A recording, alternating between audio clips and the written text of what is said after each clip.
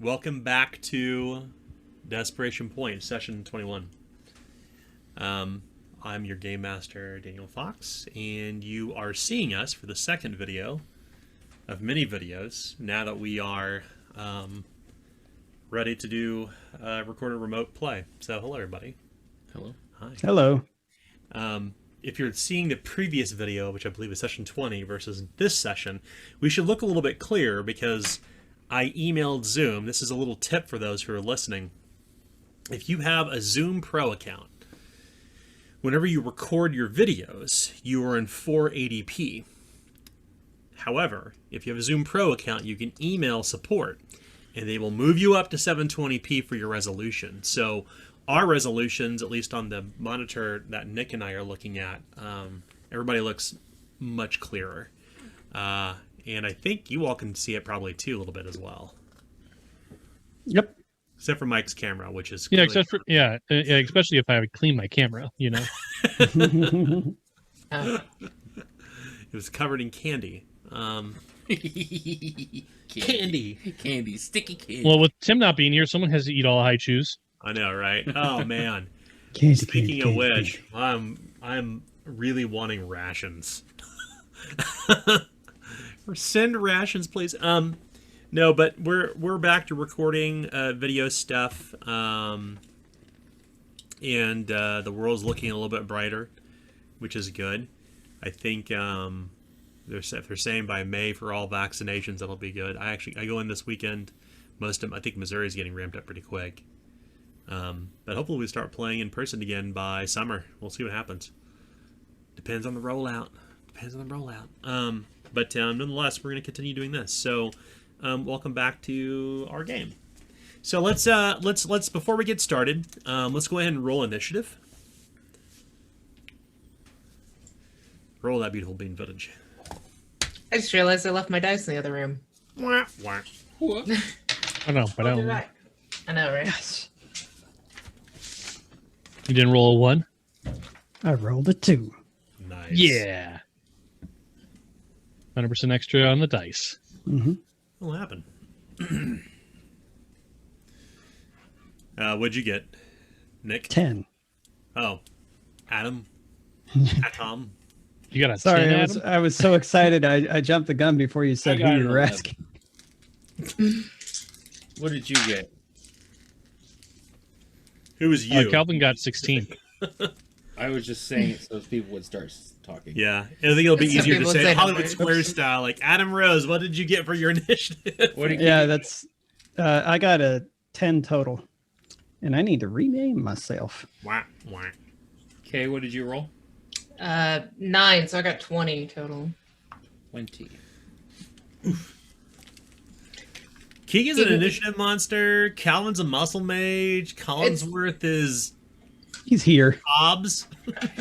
Keegan is observant. That's all he's got going for him is perception. I can see everything. I don't know who sings that song. I just assume somebody does. It sounds like a lyric somebody would sing. Jason Derulo. I have no idea. I don't have any initiative roll tonight. Yet. Dun dun dun. But there's another roll to make. There is. We'll get to that in just a second once we have an initiative countdown from Nick. Because Nick is gonna do it. As in, tell us what the initiative is. Keegan at 20, Calving at 16, Osbort at 11, and Collingsworth at 10. Calvin or Calving? I mispronounce everyone's words. Osborne! Names on purpose. Did you ask for AA Ron? Is there an AA Ron in class? Calvinius. Yeah, Ukulelis. That's my character's name. Ukulele Dominthorns. Ulysses. Kerrigan. I like Kerrigan. Kerrigan. I'm fine with that. Kerrigan, yeah. Isn't Kerrigan from StarCraft. StarCraft. The only reason I know who Kerrigan is because Dwight The Office. DeWitt in The Office dresses like Kerrigan for Halloween. Yeah. That's my only frame of reference. Build more Yep. pylons. That's a thing too, right? Yes. Yeah, build more pie. Additional pilots. Yeah. That's it. That's Require encouraging additional humanity. time. It's the first card I threw out of mini cards. To be fair, the box for Cards Against Humanity basically holds up a shelf on my wall over here now. I just gave it away. Yeah, got I mean, sick of it. yeah, you're gonna have to. It's like at some point, it's like, I don't want people to see it on my shelf and be like, "Let's play that," because I never want to play it again. yeah, pretty bad. Overplayed. Yeah, Yeah, that I just amongst don't other like that things. style of game. There's like 10 cards that are kind of like the I want to say Trump, but that infers something else. But like the really good cards, like the cards that ace are always cards. gonna win. Yeah. And you just wait for those to come up, and any question just about somebody will drop it on, and it's like, all right, It's there just we are. it impress the judge games. I'm just not. They're not fun for me anymore. I get it. Yeah. Let's roll our coin pool. So I've got one. Everybody roll a d6. I got 6. Yeah, I got 2. I got a Three. 5. Got a 2. Nice. So it's 3 for the players and 2 for me, the game master. Let's talk about last game session. It's like they say during MMA. Did I do that right? Mm-hmm. I tried to. Let's get ready to. I tried to do it. I tried Let's to get ready to crit fumble. crit fumble. It's good. Yeah. Mr. Crit Fumble? I did it from my diaphragm. I think that's why. I think that's why he's able to do it, because his face turns red. It's like when people who sing for the diaphragm. So I tried. Yeah. Anyway, let's talk about last game session. What happened? Well, I went from a human being to a werebear. War. We went bushwhacking. Didn't go bushwhacking. Yeah, that we Right, you did. did go bushwhacking. You went Very, seeking some trouble. Combat heavy session where we fought the Daymares and Fighter. we of were the day. victorious. Yeah. That's pretty much what happened. Not really much role playing or much of anything else happened. No. And then we kind of brought the characters back to Stonehold after that, and we kind of we're going to resume from there. Mm-hmm. Let's do that. I know Calvin picked up one of the scythes, I believe, and Yeah, I mean, I also Osbert spent picked my up- last determination point. yeah, I got saved by Hobbs again. Hobbs is my homie. Hobbs. Osbert picked up a one of the Daymares robes to Yeah, and you're gonna wear that. to pin on his lapel. Yay, trophies. That's what things do. Dog. Diggity dog. Diggity dog. Diggity dog. Okay. That's enough beaver toes. Shoot.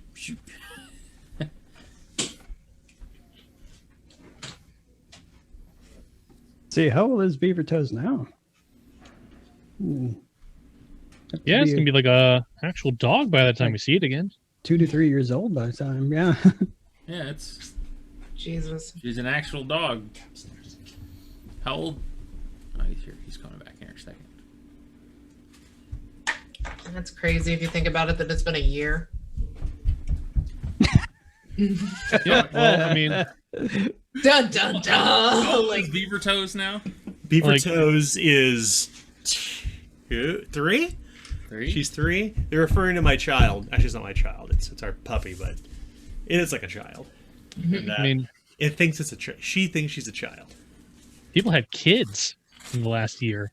I know. Generation C, Generation COVID. Beaver toes is actually so. Yeah. No, we have a pandemic baby, Yeah. which Time Magazine has dubbed Generation C. Pandemic babies. Do we have to start back up at the top of the alphabet now that we're done with the Z? I think that's the just gonna current be- generation is called Generation Alpha, like the ones that are being born right now. It started at the beginning again, yeah. And that's Okay. just going to be alpha beta cucks, of course. Uh-huh. Did you feel cringy when I said that? I did too. Yes. So skeevy. I need to take a shower. why alpha? Like the others' names seem to have a reason somewhat, but why That's alpha? the name. That's a placeholder name, honestly. Like there's Gen X, Millennials, skip Y or whatever, and then there's Gen Z. Maybe they'll come up with a better name. Sometimes they do, sometimes they don't. Yeah. Gen X, they just forgot about. Just Yeah. I figured we just called them the quarantines.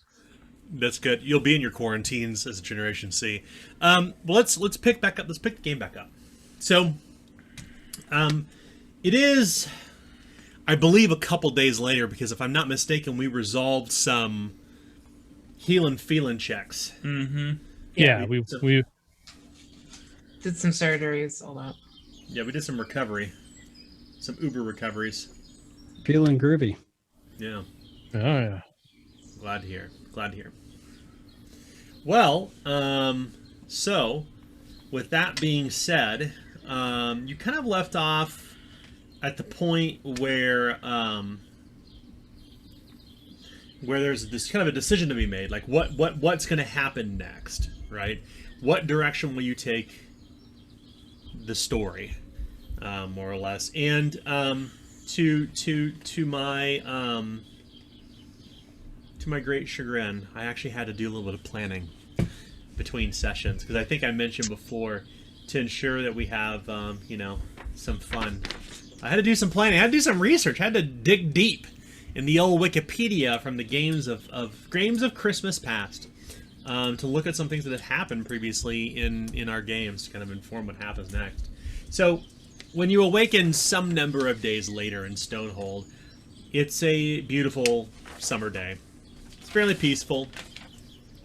From where you're at, you can see the clouds kind of forming among the hills and the mountains, the trees, kind of the tall tall pine trees kind of dotting the landscape. Stonehold spreads like some ancient old crumbling castle across this low hill, and is surrounded by a village that is beginning to show signs of life. Now that your village is kind of sporting a small but earnest and hard-working group of about 100 villagers. The village people. They're dressed funny. They're here to tell you something about the YMCA. Nonetheless, the village is pretty busy, and you all are kind of standing outside of Stonehold, holding your official/unofficial court. Sir Phineas is there, who has kind of become the major domo, in whenever Osbert is there, and of course Tuck, Aaron and Aaron, and the other cast of your rogues gallery, your motley crew, your dramatis personae, who have begun to fill your ranks, you've interacted with and attracted here to Stonehold for a new life, including Abigail. In gosh, Tower? In Stonehold. Yeah, Abigail and Soul. That's right. Abigail Kincaid, the bastard daughter of the Tuoth Kincaid, the only living heir, despite being born out of wedlock. Say Abigail No Chains, but I guess that works. Unchained. Abigail Unchained. That's right. She's more extreme now. It's like the whole thing in like the early 2000s where like all food was extreme, like extreme banana chips, and it's like some kid flipping the bird with a fucking skateboard and he's eating banana chips. Like it's Abigail Unchained. That's right. Extreme Cheetos, extreme Doritos. You know what I'm talking corn about. nuts. Mm-hmm. Extreme corn nuts. Yeah, that's my favorite. Yeah, These corn nuts are love extreme. corn nuts. Yeah. What is up with advertising? Oh my god, we still have to stay on topic. I'm bad at this. So, yeah. So yeah, you are there. Abigail is probably somewhere within sight. All of you are gathered, ready to kind of discuss what happens next. So we'll just kind of pick up a little bit where we left off. Some of you a little bit worse for the wear, but mending, right? In recuperation, getting back to where you need to be. Maybe not in tip-top shape, but at least on the path to recuperation. So we'll just pick up like where we left off, just kind of like the following day. So we had established that we were going to head for the Nameless to see if we could get in contact with Credence at all, and make an introduction, because we need some backup should the Druids come and others such as Salamander's forces and who knows what up here in the north. It's true. Osbert declares. Well, That's where So- we're headed. How much of a journey is this? How many days? Abigail kind of taps her kind of tiny chin. She has a long gray streak of hair among the red hair. She says, to go east toward the Ironwood Forest, you need to go close to the Horn Society. That is a number of days. And then from there, we go north until we go a bit north and east even further till we reach the Sentinel Pines. The Sentinel Pines is where we know is where we'll find the Nameless and your friend Credence. Well, I am rather relieved that you'll be coming with us. I was a bit worried about how we would broach the conversation without you. Ha! She says. I turn to my brother and I say, I didn't know exactly how I'd feel, but I'm starting to rather like Abigail in Chains Unplugged. The MTV version. If somebody makes a Tiny Desk concert reference next, then we've kind of come full circle. Yeah. Abigail at NPR, Tiny Desk Unplugged.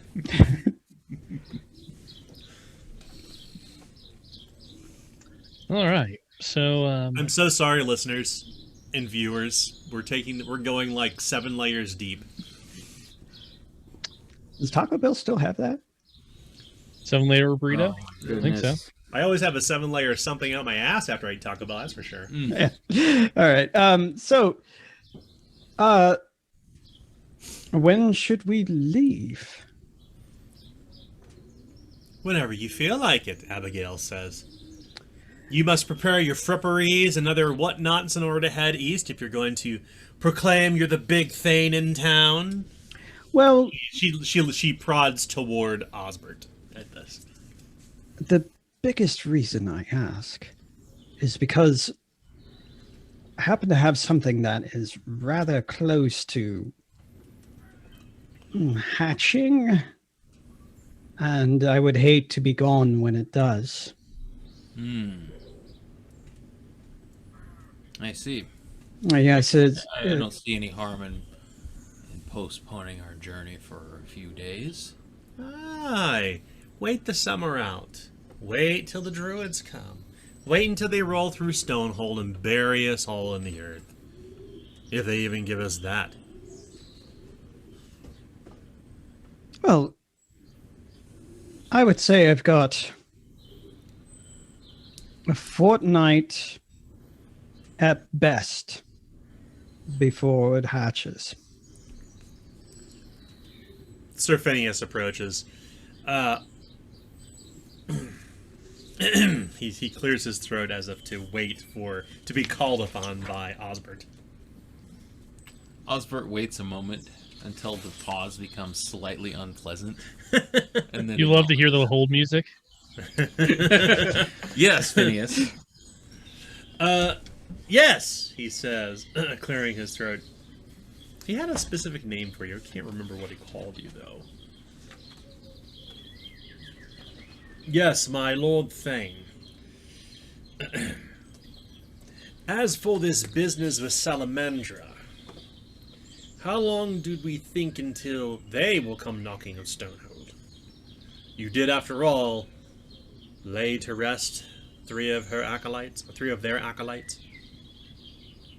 and absconded away with the princess, as he points toward Abigail, raising his aquiline Aridane nose in the air, as if he was somehow a part of this. Well, the good thing about all this is if Salamander deigns to darken Stonehold's doorstep in the next fortnight, we will be here to address the situation. If she waits beyond that, Abigail will be gone. So there will be nothing here for her, right? So when Salamandra comes with the Earl's forces in tow, who shall protect us? Who shall man the... Shall I and Tuck take to the stick and sword and shake it angrily toward them? You don't think you can handle her? Or them? Well, I'm certain if I was able to close the distance, it would not be a challenge. But I am not afraid of that. I am instead afraid of the Earl of Sundown's men. The Earl of Sundown has soldiers. Many, even, he says. That's a risk I'm willing to take. Who is our friend up there? He inquires. Sorsha. O'Bannon. I You 100% hope- sure that I- she I knew it hope- was us? And perhaps I trust that she can handle the situation. Perhaps she can slow down the Earl in some way. Are we certain that they know it was us? I mean, obviously we have her here now, but other than that, Well, there were in the scuffle we had below the keep. Some of the guards escaped after seeing our faces. They know it's us. There's no bones about it. I mean, it's hard to forget a face like this. Honestly, my legend grows by the day. So what you're saying, my master, is Thane Osbert, is that Stonehold has declared war on Sundown Hill and its Earl. We didn't declare anything, but I'm sure Salamandra probably took our actions as such. How would you take it if someone came to Stonehold and absconded away with a very valuable political prisoner? What if Abigail was taken last evening? How would you take that? Certainly an act of war. Yeah. Yes. One need not write writs of anger and have it be duly appointed with the stamp of some noble house like they would in Aglador. Here, blood for blood. Yes. We do have allies there. Sorsha herself said that there was many of them, and that they would be grateful. So who knows? They could even be some of these soldiers. Perhaps we wait here until Salamander comes and fight her on our terms. Osbert seems to mull this over in his mind for a few moments. Well, who knows? Thought we were going to get the nameless on our side. Right. Right. So which do we value? Is it speed, preparation, time for a hatchery? Do we go back to Sundown Hill and do something about it quickly while they are weak and confused? Do we wait here and buttress ourselves within Stonehold, waiting for Salamandra and the Earl's people to come? Yes, well, I believe what could be hatching could be quite formidable after a while. I believe it would be rather weak, freshly hatched. Just a babe. How long did it take for us to get to Sundown Hill? Handful of days? We could easily be in tow by now. Consider, my Lord Thane, you had spent a 3-day here before you even intended to put the daymares, the knockers, as the locals call them, to rest. Banish Yes. the sprites and elves of the forest. What say we head back to Sundown Hill, address the situation as it were, and return in time for the hatching?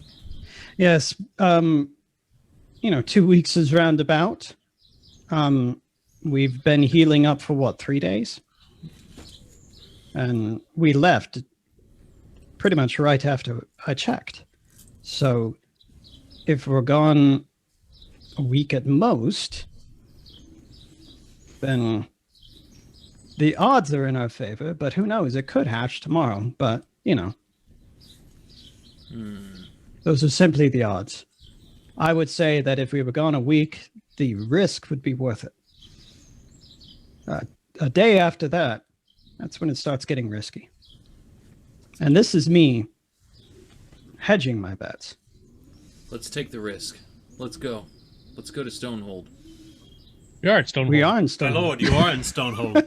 I'm Sir sorry, Phineas places his hand. Sundown Hill. You know how addled I get these sometimes. Wait. I was the one Can hit in be. the head. I'm a bit confused here. Yes, perhaps you've been addle-coved.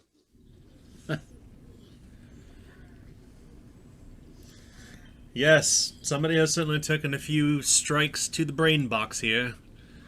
Sir Phineas is nodding in agreement with Osbert, but I don't think Osbert realizes he's nodding at Osbert. So, Well, if we are to go to Sundown, what is your plan? Sir Phineas and Tuck and everyone looks at you intently, curious how you're going to respond. As I said, we will address the salamander situation. Right. Episode 5, the salamander situation. Episode 20, sorry, 21, sorry. So You might- Keegan just kind of stares at him and blinks for a little bit, waiting for him to go on, and then realizes he's not doing anything more. So, we killed some people. Uh, How's it going? You might be wondering how I found myself in this situation. Narrator voiceover. This is the point where Zach Morris does timeout. Breaks the fourth wall, turns the camera. But yeah, so Keegan just goes, right then. Do you know what equipment we should prepare for this addressing? I like to be prepared. The finest of your fripperies, my lord. This is going to be a quick journey. Quick journey. I thought it took like a week or so to get there and back. Well, I read the records, Sir Phineas says, and it seems that you spent some time in some strange cabin in the woods. Is Oh, it yeah. how the right of that? That's Sorry, right. Caliban's abandoned cabin. We may spend Please the stop night. reading my journal if you could. Finnegan. I would, We it may would be spend the nice. night there, but we're not going to be spending several days as we did before. This is basically a straight shot to Sundown Hill. Address the situation. Be hung from the walls, and it'll be all over very quickly. Wait, Yes. wait. So we're not going to where the Nameless are. You're not going to the Nameless, Abigail says. Is not yet. Not yet. So, you're going to go back to the lion's den. Sorry, the bear's den, and stick your hand back in its maw once again? I say your southern peacock knight here, as Abigail points towards Sir Phineas, is the one who's addle-coved. The Nameless. They've numbers among them. A druid of their own, who can help us navigate the situation. Now this one though doesn't want to use you for nefarious. Well, I wouldn't say nefarious, but doesn't want to make you honor your birthright or what. I don't know these things. Sir Phineas turns to Abigail and so he says, "You are a wild child." And he goes, "You're a wild child and you have turned away from your namesake. I say don't listen to this woman, and instead, we strike out."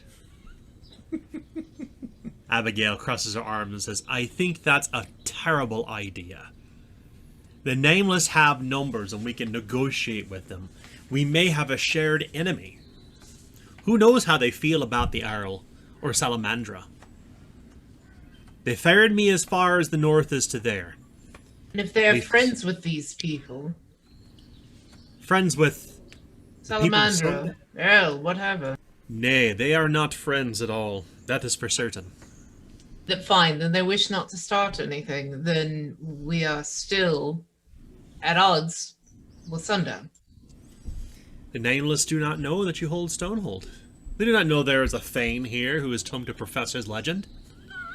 They know not that he has a band of loyal lackeys as yourselves, she says. Or confidants. Sorry, didn't translate well. Sure, the translation was the problem. Maybe it might have insights that we may not know. Keegan, you think my plan is half-baked? What would you have us do? Simply wish to make sure that we look at every option. I will go with what you state, but 'tis true that what they say that it is probably a good idea for us to have a plan before we walk in for an addressing. As one would with an address, you tend to know where you're going. So that is the only thing I state. Well, these lot, as Osbert motions towards Phineas and Abigail, want to pull me in all different directions. Tunkle. Of course they do. They all have their own self-interest. I don't know who to trust less. Is our interests not aligned, Keegan? Sir Phineas inquires. Do we not all want to prosper in Stonehold? Live our lives? Grow wealthy? Well, if we're going to be quite frank here, sir, your first interest was actually to take her back to someone else because you owed a debt. So that I did not have that interest, no. You are correct. But yet you went to the north to fetch Abigail. I am confused. Your interest and Osborne's interests may at some times be parallel. That does not mean they are the same. Things change over time sometimes. That's right. And one cannot simply sit off one's keister on this uncomfortable chair and expect things to go their way by simply whacking at it with their sword.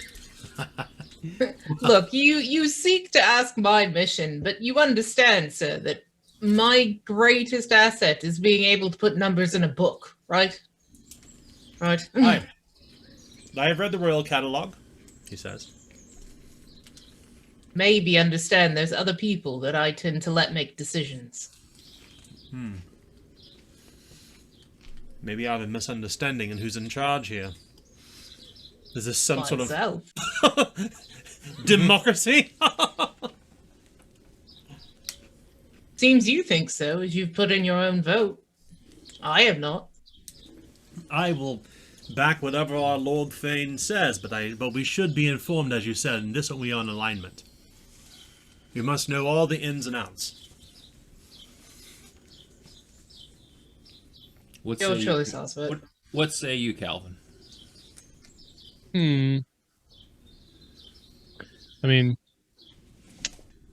we can worry about, the other thing coming, but we don't know when. It could be before winter, could be after winter. I think we'd be more worried about winter itself. So I would go after the nameless. See if we can find allies before we find ourselves need of them. Better to have them and not need them than need them and not have them. But shall we tarry for a fortnight? That's up to you. The more time I have, the more I can thumb through this book. Real quickly, are you suffering from an injury that which doesn't allow you to read without suffering headaches? Is that right? Let's go back to that. I don't know if you recover from that yet or not. Swollen eye. All right. Suffer 1d6 peril after reading and writing. Yeah. And I have a peril threshold of 12. So screw it, you'll read anyway. Don't think it's 1d6. All right. Yeah, look it back up. up then. Yeah, let's look it up. I think it's on It was a moderate injury yeah, I think called so. swollen eye. Swollen eye. Swollen you. My eye. I'm looking it up here in combat too. So it's moderate. Mhm. Yeah. Why am I looking at serious? Why am I so serious? 1d10 plus 1 peril after reading and writing. Okay, so 11 is max, and I have a 12. Just okay. Just ow, but keep reading. Yeah. Just read through the tears. It's like when you need glasses to watch TV, but you don't put them on anyway. Yeah. Or to read. Or I mean, you see Calvin doing this a lot, and he's pretending it's because of swollen eye, but it's really just like, I need you guys to figure out what's going on here so we can do it. Yeah. All right, then we'll stick to my original plan and wait 2 weeks and then find the nameless. How many It's weeks has it still- been since we left Sundown Hill? It's been a little over a week and a handful of days, I think, at this point. Okay. Yeah, so call it, I don't know, call it 12 days. So then, and if we're gonna wait extra time, then I'm gonna, in 2 days make that test. Oh, that's right. Learn a spell.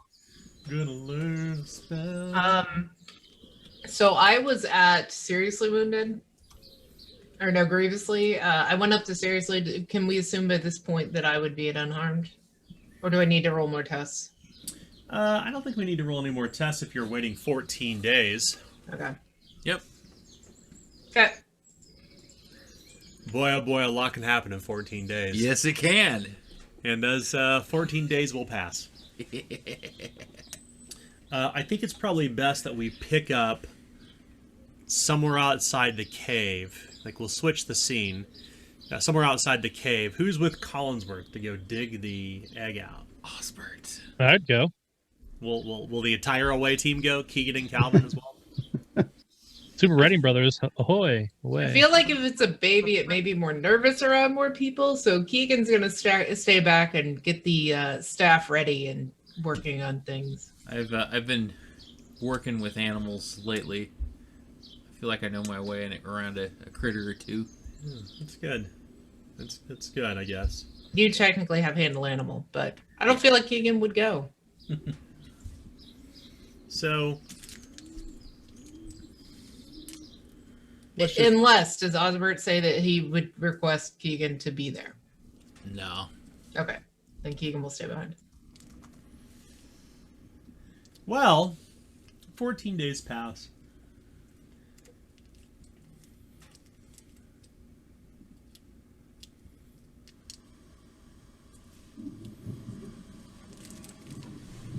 A storm has settled over the gray heath surrounding Stonehold. The sky is gray. Every once so often there is a lance of lightning that strikes between the clouds, angry and bright. And the rain's kind of coming down side-like, as it tends to do in the north, with a pretty generous wind kind of driving it, tugging at your clothes or blowing your robes this way and that, or your cloak. And you approach this low cave, this limestone cave where you had hid to recuperate and had fought a vicious mountain lion. You fought the mountain lion for the cave, and it was driven away, and then you set it to slaughter, I believe, too. A Smilodon. Smilodon, that's right. Big old saber-toothed bastard. So you're kind of approaching the cave, like trudging up this muddy, mucky hill. Getting here is only about an hour outside of Stonehold, I believe, or so, but it was still uncomfortable. It's just wet and rainy and not chilly, just wet, and you're muddy, and you're heading toward the hill, the cave, and you step inside the cave, and to keep the water off your head at least, and you can see the rain kind of coming outside the cave hole sideways, and you're kind of in this like muddy little rut where you can see rushes laying all about, and you look back toward the back of the cave where you knew you had buried the egg. Collinsworth, or no, Keegan. Keegan's You're not not there. She's not here. I want her to roll a 1d6 chaos die. I get to be the agent of chaos. Right. 3. Okay. Collinsworth, roll 1d6 chaos die. If these numbers match, pre-hatchery may have happened. 6. Okay. Well, you begin to kind of cautiously approach where you knew where the egg was buried, and you come toward the back of the cave where you can see water is built up in a little pool around it. Really, really mucky and muddy where the water's kind of coming, weeping off the walls and down the side of it, and it's wet in here, and you begin digging the egg out, and there's this gray shell, this membrane that looks like it's about to crack open. Okay. Well, I don't know too much about this particular species, but what I do know is that anything that has an egg, you don't want to help, because that's kind of the way that the creature can get enough strength in order to walk and do things like that, particularly with birds. So I'm going to let it continue to try and hatch on its own. You gonna wait inside the cave until it happens? Yeah, I want me to be the first thing it sees. Okay. Again, banking on what I know of other animals, in particular birds, but hoping that it imprints on me. Yep. All right. You wait.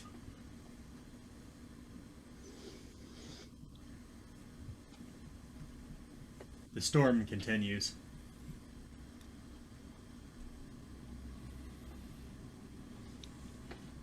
While I'm waiting, I'm going to take some meats that haven't been cooked yet, that I grabbed from the castle, and lay it in front of the egg.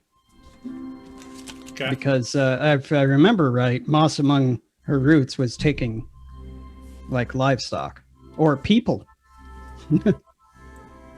That's right. You take some meat from your pack, from your provisions, and you lay it in front of where the egg is. You build a little fire to stay warm. Calvin, Collinsworth, and Osbert. The fire wanes a bit as you throw some more dry sticks of wood as they smolder and smoke a bit. Waiting for this egg to come unhatched. It's kind of gray, veiny mass kind of resting inside this little nest of mud and rushes with meat laying in front of it. Now, I'm not playing the Alien soundtrack for any particular reason right now. I just feel it's really appropriate. Put your face directly over the top of the egg, so that's what it sees when it hatches. Good idea, right? It's right.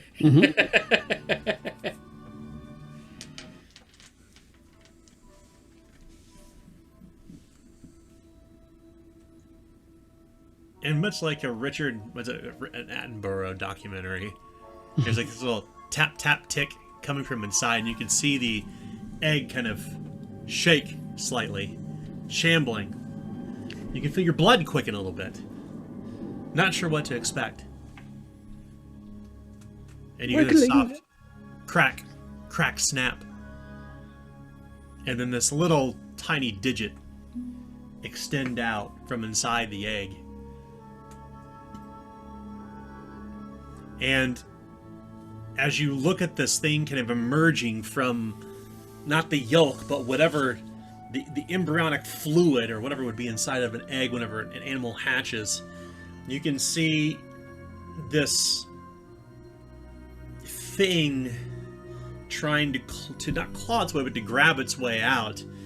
This long, limber, smoothly muscled gray arm that terminates in 5 tiny little digits, including a thumb.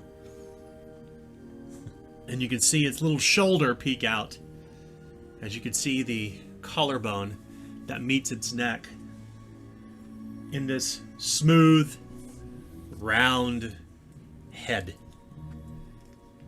with a generous amount of blonde hair, kind of like a curly, like a Cupid doll, on the top of its head.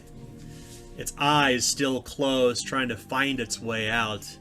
And then there's this cooing sound, like a child. And you realize that there's no creature inside the egg at all. But by all means and accounts, looks like a human child inside the egg. Everyone who is there needs to make a challenging resolve test.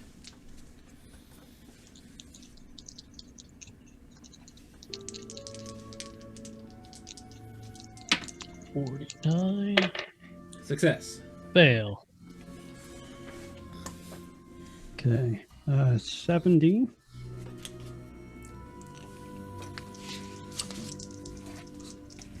No, 60. And that's a failure.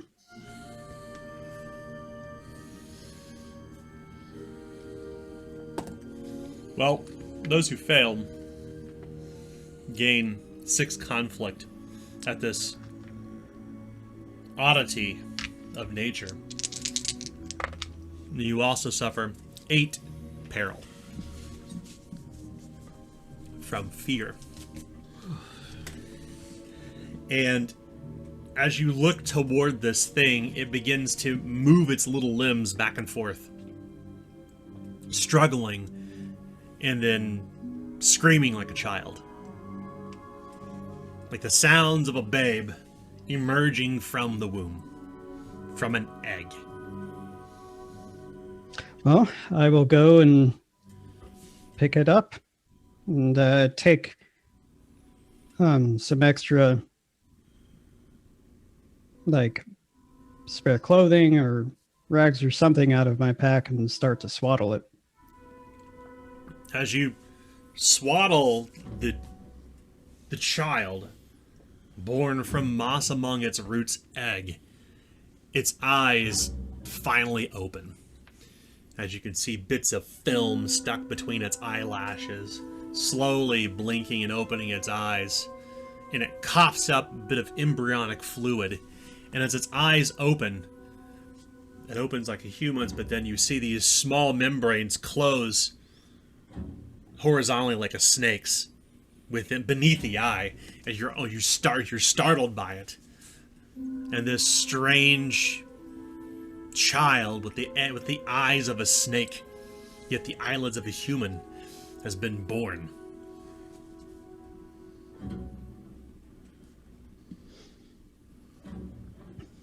This is not what I expected.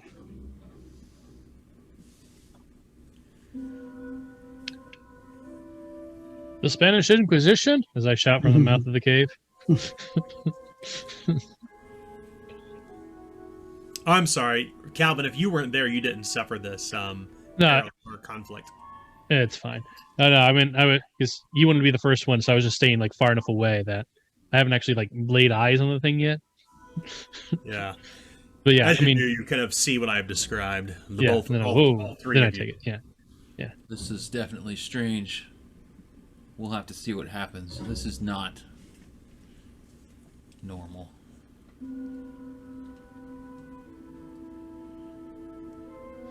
Well, don't really know what to do. It leaves many things to question. In fact, I'll try and carefully see if it has any teeth by putting my fingers on the outside of the lips and raising them. No. The child is squawking, it's clearly suckling for your finger. And takes the finger in its mouth and just kind of begins to suckle. But no teeth. This is not something that I really know anything or what to do with. Well, a child usually needs milk. And that is not something I could produce. So let's head back to Stonehold. I think we have at least goat's milk. There were some goats up on the hill. Perhaps we can buy some from the shepherds. Very well. I mean, yes, let's. I mean, we can't. Oh, excuse me. Sorry, we can't abandon this. Yes, we'll see about taking a nanny goat on our travels. Perhaps that would be useful. Buying one of these things. Anyway, let's be off. Calvin lets out a yelp. Yeah. As the creature, as the baby bites down on your finger unexpectedly over your cuticle, and you kind of withdraw your finger as it begins to squawk again. Collinsworth, you mean? Yeah, Collinsworth, sorry. I think we don't even know if this will drink milk, but yes, I can try. I'll assist however I can. See if Cover the thing up and let's get moving. I'll do that. I'll hold it close to me because I'm both struggling with like thinking it's a weird monstrosity, but also like it's not its fault it's born this way. hold it closer like a tiny dancer.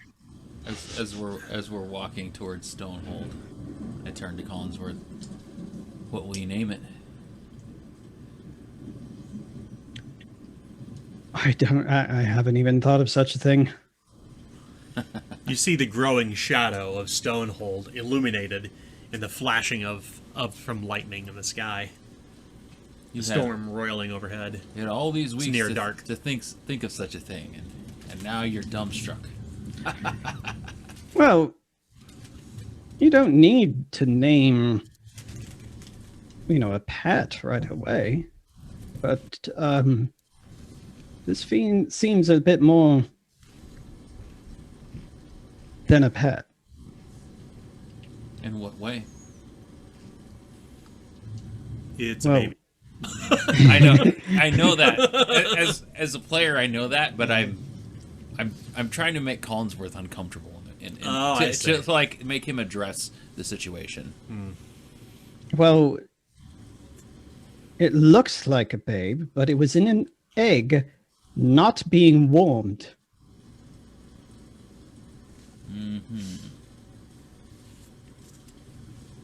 It was left at the temperature of the elements the whole time and was fine. I feel compelled to keep it warm, even though that may end up hurting it. It's going to be a lot of experimentation. Take caution, Collinsworth. This is not a baby. Not a human baby. Make sure you watch it. It may hurt you. Oh, it wouldn't do that. Would it? As I look at my finger and yes. Of course, yes, you're right. Make sure it knows who's boss. Yeah, we'll take it one day at a time, brother. Don't listen to this guy. He doesn't even know how to handle animals.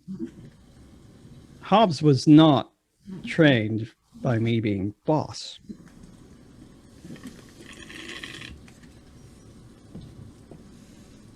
If I went about it that way with Hobbs, I'd be dead.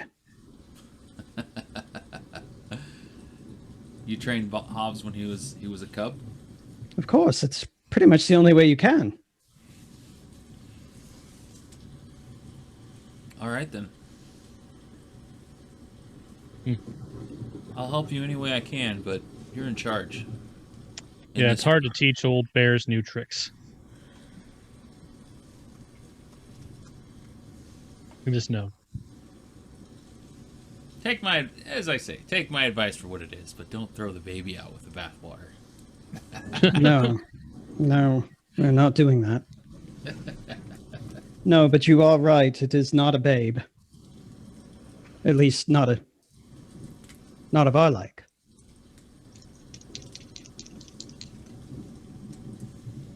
Well,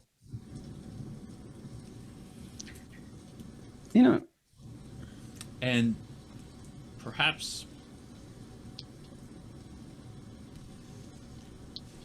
its presence may be unsettling at first. If you could hide this from Phineas, maybe that would probably be prudent.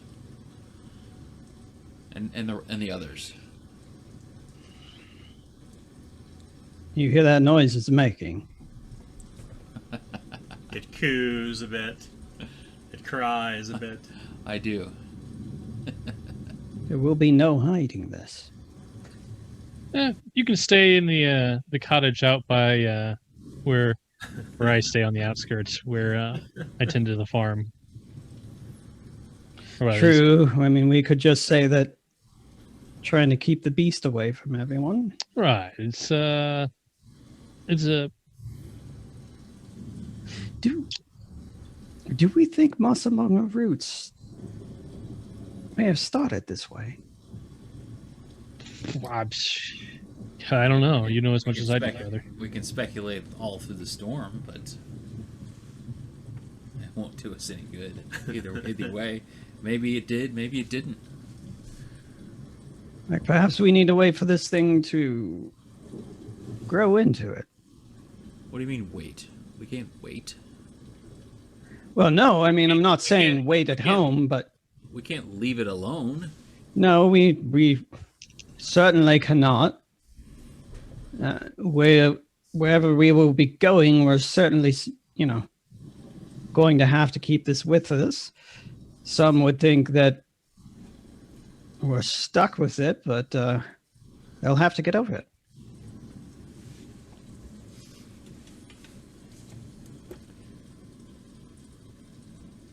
Perhaps you fashioned some sort of carrier to keep it with you on the journey. Strap it to your chest. Ah, Or like a backpack. yes. And if we make it out of the proper dyes and fabric, we could have a chartreuse papoose. You can imagine it already. Collinsworth. Collinsworth is the Mando. I remind of Baby Cart and River Styx. That's the. Oh boy. Right. So you approach Stonehold, and you come in seeking shelter from the storm, cold and wet. The storm continues to rumble outside, but you were within. You have taken shelter inside, and you kind of come to your private quarters where Keegan will clearly inquire. I mean, after all, you went to go fetch a monster from the cave. Let's be clear. So what happens? Like, what unfolds between a lot of you at that point? Keegan, you walk in and you see me holding in a blanket what looks like a baby. So Keegan stops doing his records for a moment and looks up and he goes, "It's been that long since you left. What? Was there something else that you were raising up here? We haven't been here 9 months yet." Take a closer look, Keegan, at its eyes. Be prepared. It is not a person. You look down toward what clearly looks like a human child, a girl, by all accounts that you can tell. But as the baby opens its eyes open like a normal baby's eyelids would. But then underneath the eyelids are these kind of snake-like membranes that close, from either side to a narrow slit and then open back up, showing human eyes. What? This came out of the egg that we had stolen from Moss Among Our Roots. People are not born of. So is this what Moss Among its Roots actually looked like? It's a young thing. That's a question I had asked, and I mean, Wait. So what do you intend to do with this thing? there's really only 3 choices in my mind. Right. One, which I'm not quite willing to do, is murder it. 2, we take it back to Moss Among Our Roots. Or 3, we raise it. 2 is the same as the first. There's nothing to take care for the creature. It's not necessarily true. No, we did not kill Moss Among Our Roots. Oh, right, yeah. We didn't. No, Monster Among Us Roots was chasing us. We chased it off. It ran away. Yes. At this time, though, it could have returned to its nest, potentially. It actually stalked you through Swordgrave. Mhm. Yeah. Let's be clear, like the creature stalked you for nights until you left the mountains. I think we need to return the youngling to its people. This is the way.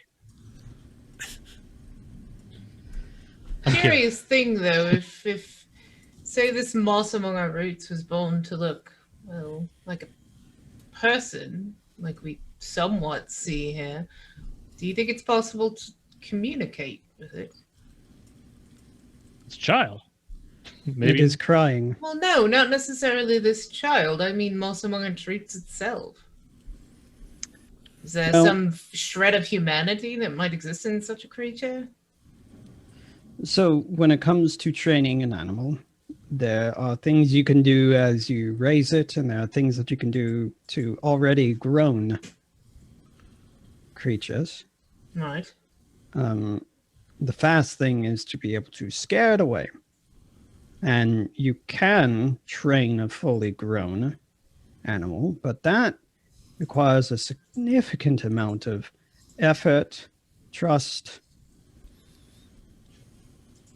you know, something that were we not out actively going places, then I could perhaps train an adult. Well, But seeing as how we have such a transient lifestyle, the best thing to do is to do it from childhood. all right then. It'll be strange not knowing what kind of creature this is. Don't you think that maybe in these 100 people that we have here, considering the men of the past obviously knew moss among its roots, don't you think one of them might potentially know about this type of creature? I don't take many of you these. can ask the nameless when we find them. Yes, No I would offense. imagine. No offense to the residents of Stonehold, but I don't take in any of them for natural philosophers. They don't seem the book studying type.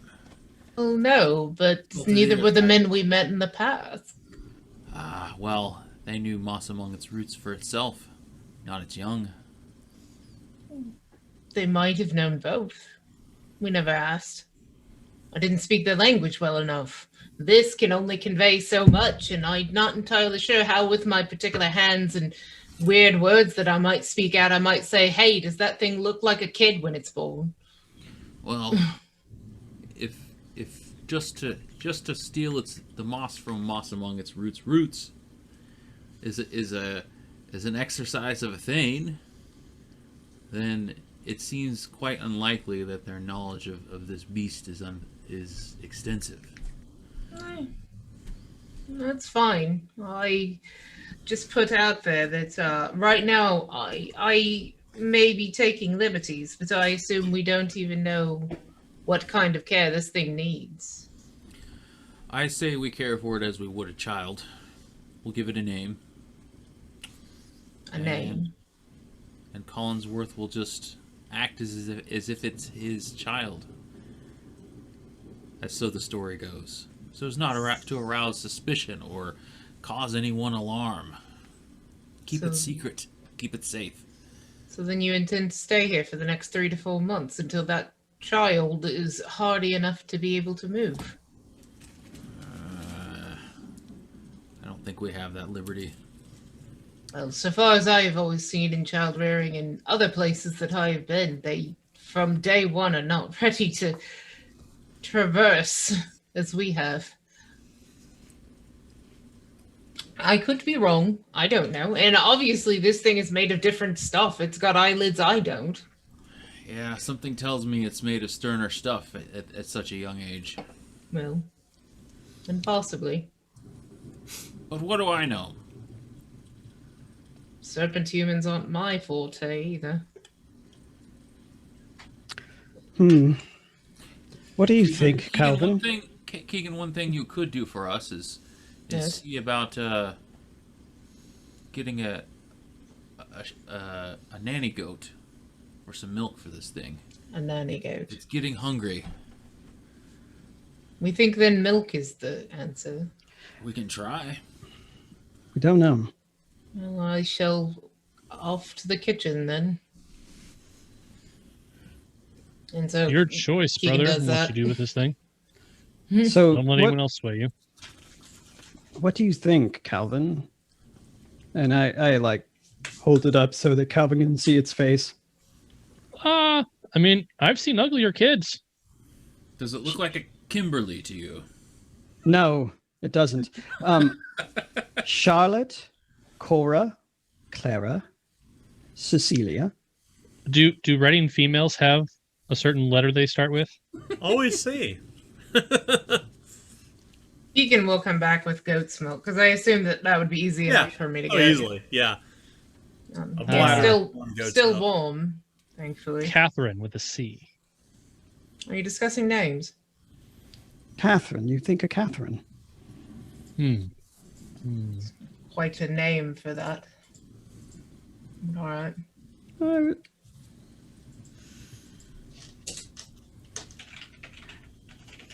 I mean, I mean, Cobra Kai. You could do Kimberly with a C, right? what is I mean, your fascination If it was a with spider, I was Kimberly? going to say Charlotte, but Yes. Charlotte was one of the three I threw out. Charlotte, Cora, or Clara, But is it a spider? or Cecilia. Actually, four. I'd Three say- plus one additional. Yes, that would be full. I would say Charlotte, personally. Quite a fondness for that name, and hopefully said creature would grow into such fondness. do it. Can you remember a Charlotte. Charlotte? Charlotte, definitely a human Redding. Charlotte, not a spider Redding. Do you recall a Charlotte already in the I Reading don't- names? I'm having a don't- hard time remembering. I don't think think so. There is a Charlize, but that is a different name. Charlie's an amenable person. Maybe Oh, she's wonderful. borrow some traits then, yes. Yes, she's wonderful. She does many things, actually. She's a bit of a stage actress. She does a bit of help at the orphanage, and she even, for a bit, sponsored some kart racing. Then I state we take the name and, like I said, hope for a likeness. Right? So Charlotte is a name or Charlize? Charlotte. Okay. We can't have any doubles. In her profession will be a charlatan. I know how to teach that. Oh boy.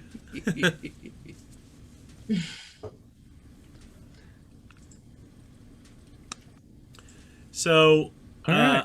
unsurprisingly, well, fine. Just ask to update now, Windows, because that's how Windows do.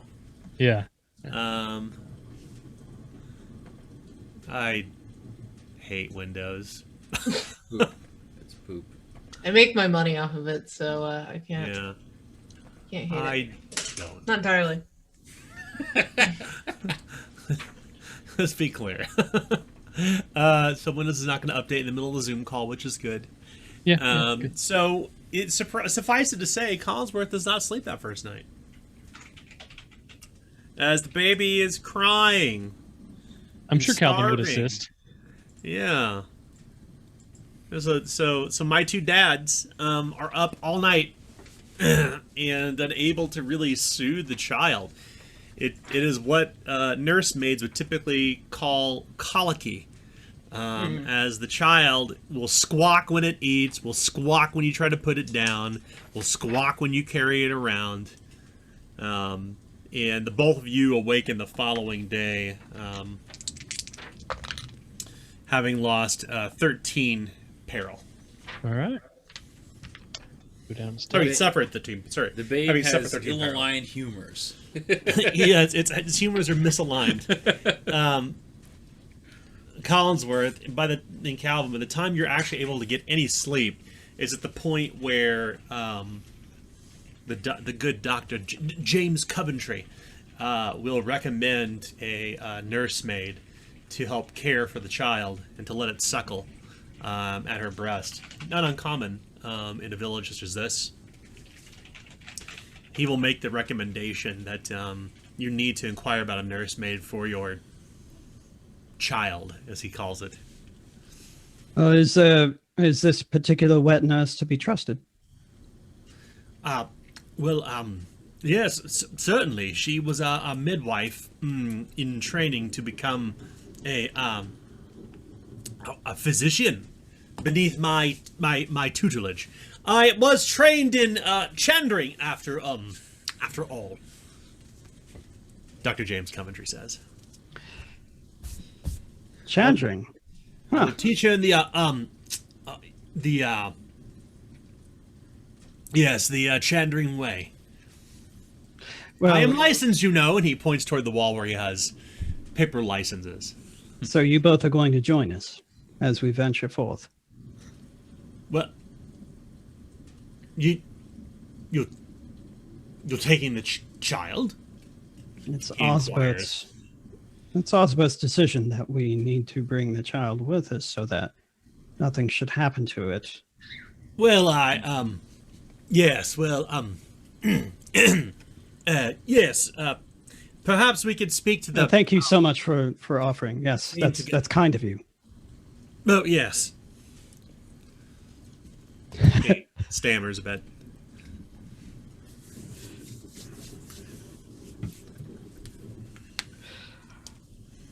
So, I guess we're getting 2 more people joining the Shining Force.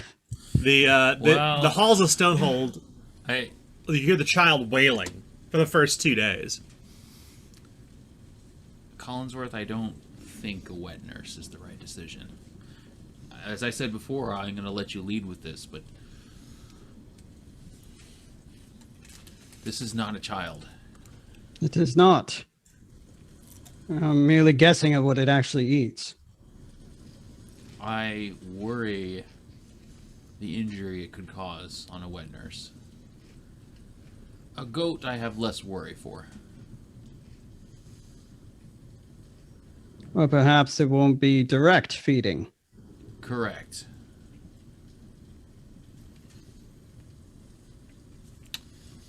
I think Yes. I think we should clue in the doctor about the situation and make sure he keeps mum about it.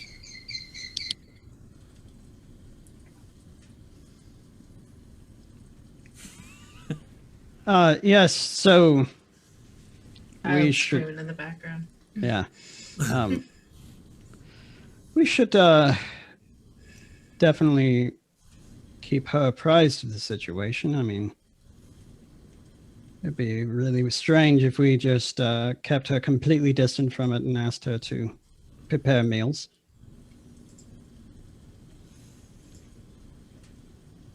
You do know what a wet nurse is, right? I do. I understand.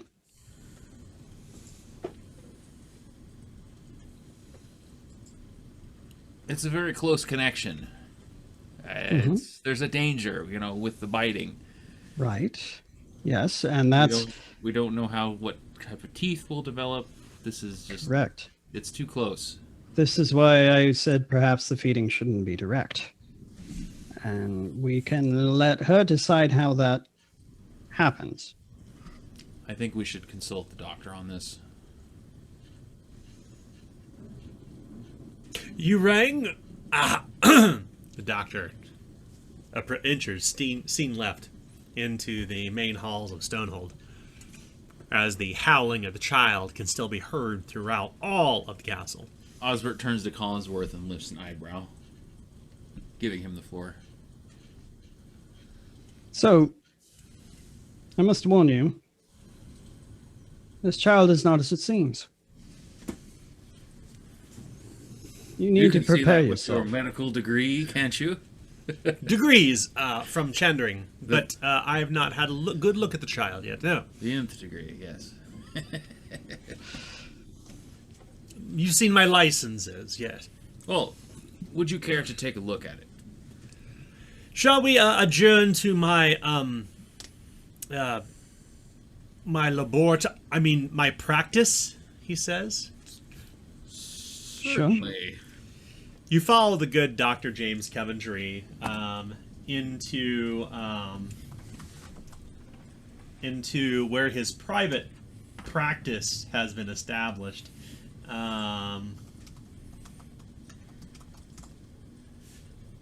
Where he is established somewhere deep in the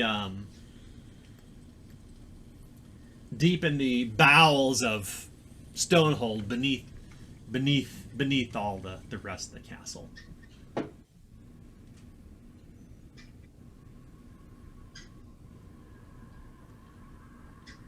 You come inside and you can see these strange beakers boiling and bubbling with all these acrid smells in the air, and this very odd kind of blue ambience that seems to come from this central globe of glass that seems to boil with a strange kind of nebulous cloud inside of it. You hear this kind of snapping and whipping, the best way to describe the sound, that travels between two copper tines as a lance of light kind of strikes back and forth between it as you step into Sir James Coventry's practice. Sorry, Dr. James.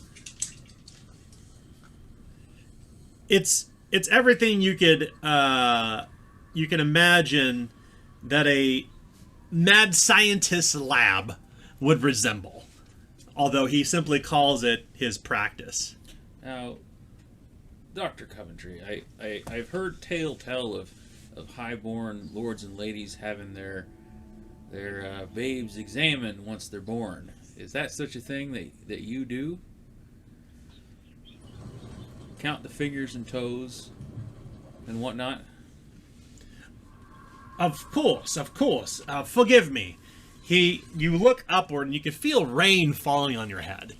And he comes over and he kind of turns this crank and closes this glass enclosure over the top of this very large kind of 4x8 large window opening to outside, where you can see these heavy chains suspended from above, dropping down to what looks like a wooden slab. Yes, let us see to the child. He places it up on this suspended table, a table suspended by chains from the ceiling, and rests the child upon it and begins to unfold the swaddling. Fortunately, the child has managed to somehow fall asleep, and Dr. James says, "Milk of the poppy," as he takes a water dropper and kind of puts it up on the end of his finger and puts it inside the baby's lips, on Charlotte's lips. "How strange," he says, as he examines the child. 10 fingers, 10 toes, 2 ears, clearly a baby girl, aptly named Charlotte.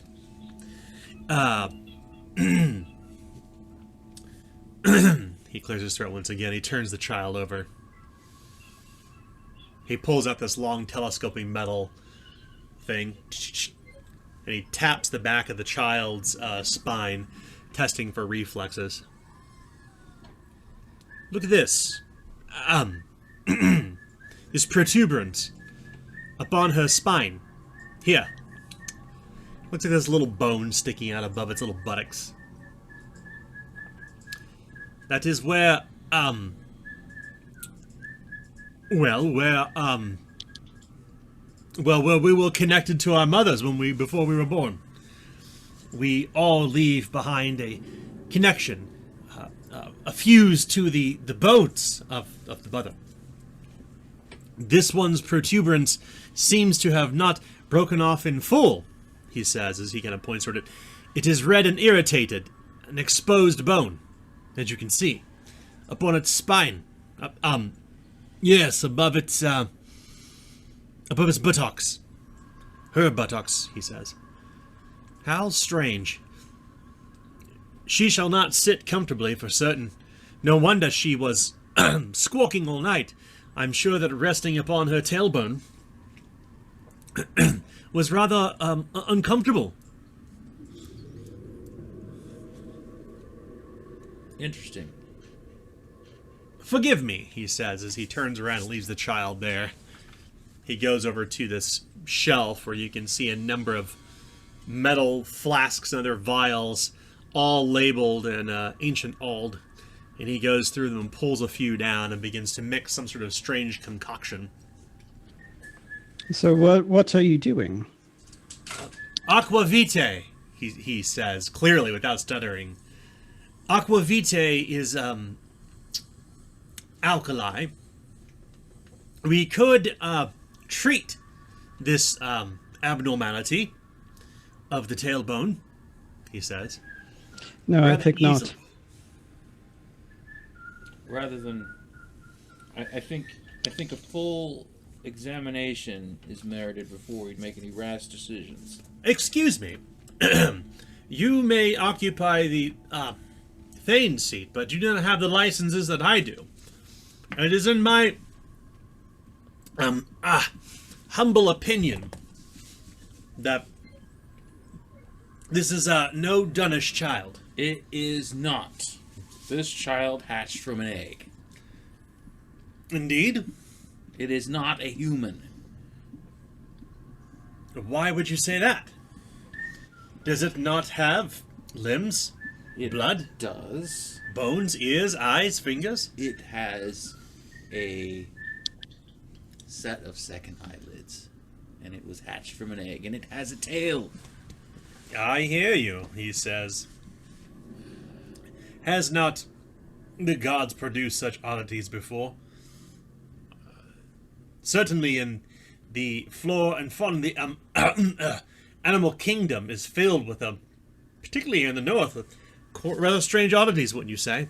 You recall when I regaled you the tales of moss among its roots as I flip its mossiness on my lapel.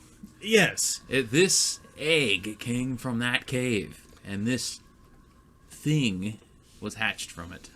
By all accounts, with all due respect, he points toward the licenses, this is a child, but it is not Dunnish. I would dub it. He turns about and flips through a book, turning page after page. This, in the warm glow of this blue light that arcs between these two silver tines, you can see his face and the picture illuminated inside this book. An old illuminated monk's script that seems to show, like, if you can imagine, like a Renaissance-looking or a medieval-looking child being held between two parents. One that looks like it is hircine, meaning covered with hair and strange crooked legs, and another that is clearly a woman. Such children have been born before. It is what the Northerners of old would call a woodwoes. You may have heard about these woodwoes in the Librum. You see, for the Librum, when the word was translated from its original form, if one was to take it literally, would be pronounced as dryad.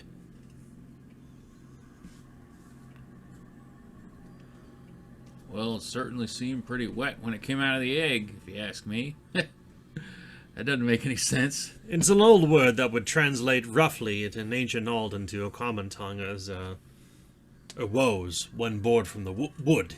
A woodwoes. By all accounts, nothing less than you or I. Different, he says. Not Eridane, not Dunnish, and not Pictish. But something special, he says, looking over the child and swaddling it carefully once again. A child of the North. So it doesn't say anything about what they eat.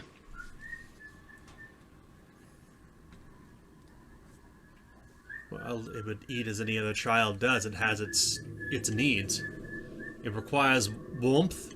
He feels like he's Like any child, it requires warmth, the bosom of its mother, milk for sustenance, high in sugars to stimulate the brain box, to stimulate growth. He flips through the book once again. And what does it become?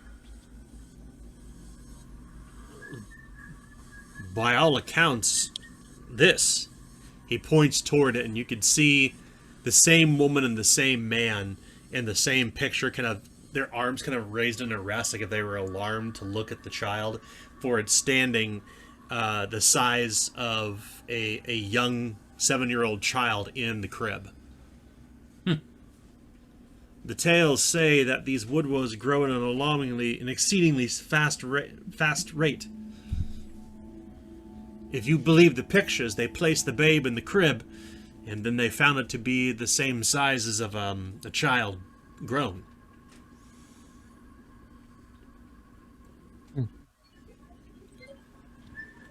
So it grows up to be a person?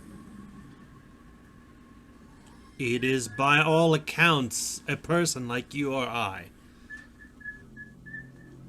The girl. So, while I was expecting some form of beast, I do feel a responsibility because I was the one that removed it. And I do believe that it should be taken care of. I'm afraid that the mother has not blessed you with breasts. No, of course not. Suckle at Collinsworth. No, of I course don't know. not. He could stand to work out a bit. Not As I that kind. flex. Brother, should I... How much longer are you going to let this charade go? What? I mean, that way we both have a 6 brawn bonus and that we're actually both buff and huge people. I have an 8. Oh, you have an 8 now? Okay, yeah. I've had it. Anyways,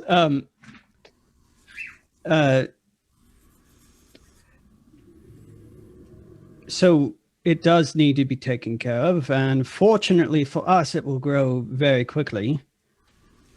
But it will speak. It will learn a language. Do you know this much? As all children do, it learns the language of its forebears. Yes, Dr. James says. Well, I was the one Perhaps that... you will leave the child to me No.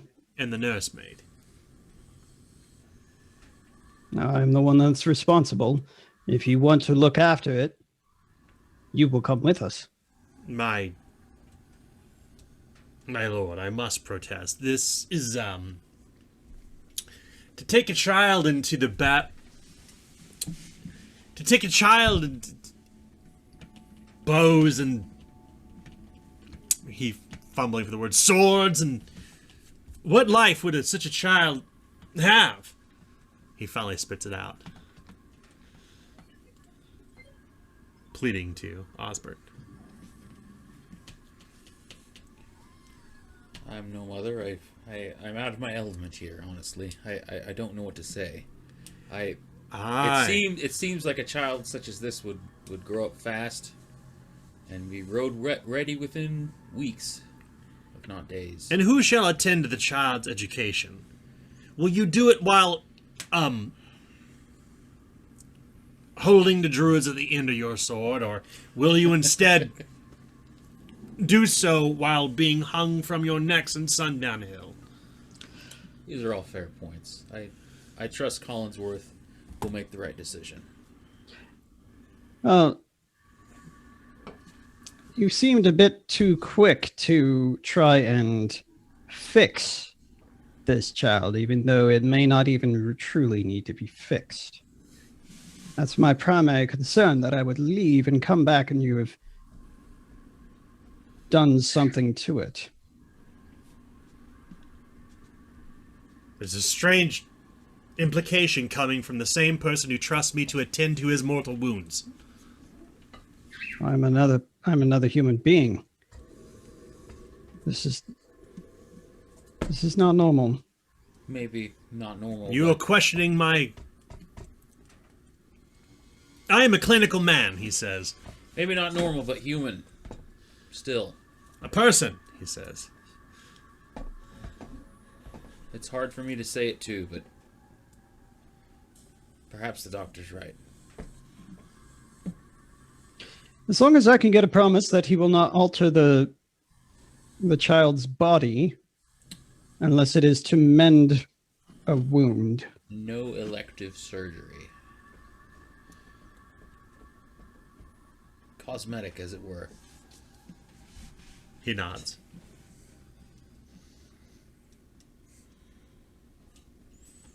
Is that enough for you?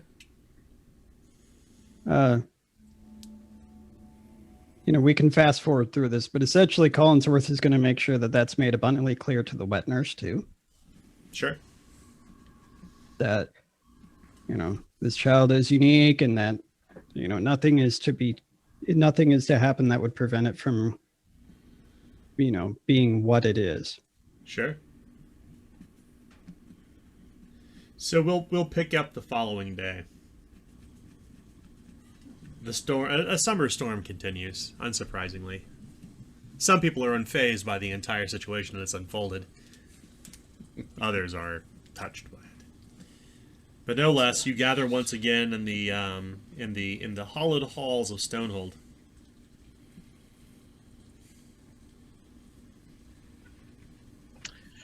Since it's been 2 weeks, can I learn two spells, or attempt to learn two spells? You sure can. All right. Yep, you know your chances, so go ahead and roll your dice. What are you going to be learning? Will be standard. I'll be learning Flying Broom. Okay. Because, that one's fun. Yeah. All right. So that's going to be a 69 incantation. That's a 35 success. Nice. I'll spend the 100 for that one. And then the second one I'm only going to spend a week on. So it's going to be challenging, but I'm going to learn Bewitched Stone. Nice. All right. And so that one will be a 59. You'll poison some land. And that's an 08 success. Nice. Yay! So remember, or actually there's no limit on spells. Don't worry about it. You're good. Yeah. Learn as many as you like. Yeah. So Calvin has a couple ideas he's going to bring to Osbert once he's kind of learned these two spells. Yeah, you'll all gather. Let's not do one-on-one conversations, please. Let's keep everybody involved. Just a heads up. That goes for everybody. Yeah. Because otherwise we're gonna have to be it's like, I know you're not implying. I just want to be clear though with everybody around the table physically and virtually that we should have no one-on-one conversations, because side conversations in a normal in-person game would be fine, but in the case where we're playing virtually, it's just kind of a drag. Right. I'd bring it up to his attention in front of everyone, because it's gonna affect Stonehold as a whole. But Calvin has this plan. Because the way that the spell works is Bewitched Stone works. Let's talk about it in character. I think we need to make a shift away from the funny and actually start kind of focusing a little bit on the story. That's what I'd ask in return. I think that's kind of what Adam was implying a little bit earlier, and I just want to communicate clearly that I think we kind of need to get back in character and focus on the story so we can start pushing things forward a little bit. All right. Right. So Calvin would have the grimoire in hand. Yeah. Looking at Clumsy, he's going to say, I think I have a way that we can protect Stonehold while we're gone. One of the spells in this book, pretty wicked spell, but I mean, a tool is a tool. It depends on how you use it, right? What you can do is you can take a stone, basically curse it, plant it in a crossroads, and any enemies that will transverse this crossroad will then be stricken with an ailment. And I'm thinking that we could use this as a deterrent for many soldiers from Sundown Hills, or really any threats, because you don't have to name the threat, it just has to be a threat. And so we could use this as a way to well, turn them before they even get here. Well, I'm all for it, but I'll have you know that you procured this book from Salamander's dungeon. I assume she has ways around it. Well, I mean, you just literally just get off the road and walk around it. Well, yes. But the idea is, well, I mean, I don't know how many crossroads there are between here and Sundown Hills, but I could plant them, around, here and there. And, Armies don't travel off-road very well, do they? Generally, they stick to roads as much as possible, unless there's a very good encampment placement. I'm not a warfare guy, but I just kind of, there's a lot of armies in the South, Black Knights and whatnot. But yeah, I'm thinking, I mean, if your army catches ill, it either slows them down or could turn them around altogether. As long as this detour doesn't take us too long. About that, see, there's this other spell that I was learning. You remember how that witch was flying? I can do that now. In fact, potentially we could all do it. I could teach you all. It just takes like a week or two, crash course, literally. I fell off a broom a couple times. It's fine, I'm not doing that, Calvin. You don't want to learn how to fly? That's super cool. Real quick point of. I mean, we don't have enough brooms for it. But. So one thing two things, just kind of above board. So one thing about Flames of Freedom is threat is basically used as a general term for anything that is literally it's anything classified as humanoid. Right. So that's friendly or threatening. Threat is a neutral term used. Yeah, so you'll notice, you'll probably see this, you've probably seen this in Flames of Freedom, but everything that's in the back of the book is considered a threat. So that's it's NPCs, it's everybody. That's a weird term then. Yeah. You would think threat as hostile. Yeah. And not threat as like, oh, hey, those merchants are coming. They're totally a threat. Murder them. Yeah, agreed. No, I hear what you're saying. But the implication is that it's anybody who would pass beyond the bewitched stone would be potentially impacted by that. The second point of order, too, is that flying broom its distance is self. So right. Well, that's why I said I could teach them all how to do it. If we got more brooms, we could figure it out. Well, you gain the power of flight, not anybody else. That's why it says distance. Right, but anyone in Flames of Freedom can learn how to cast. That's correct. So I could then teach them the spell. You could, yes. If they roll and make this successful and then spend the RP to... That's right. That's right. I'm just refusing to do that. I just don't... No. I'm not gonna... I don't trust a bewitched broom. It's unseemly. You shouldn't be flying around above the ground. Well, I mean, you're using your own power to do it. Everyone has it in them. I mean, I'm not a trained... I don't have, like, the doctor's papers on the walls. I learned how to do this myself. I can teach you. Men are not meant to fly. Okay, nor sure. women. But nor anything. I'm going to. Nor any human in between. These witches are just. You won't catch me doing it. You knock yourself out, but I will not be on a broom. Magic is a tool. It's how you use it. If you're doing evil deeds, it's going to catch up to you. That's karma. But I mean, each craftsman to his own trade, and we'll keep it at that. Right. It isn't safe, if you ask me. Well, I mean, sure, you could fall to your death, but I mean, you could trip over a stone while you're walking, bust your head against a rock, and die. So I never trip. At least not purposefully. Did he call you clumsy?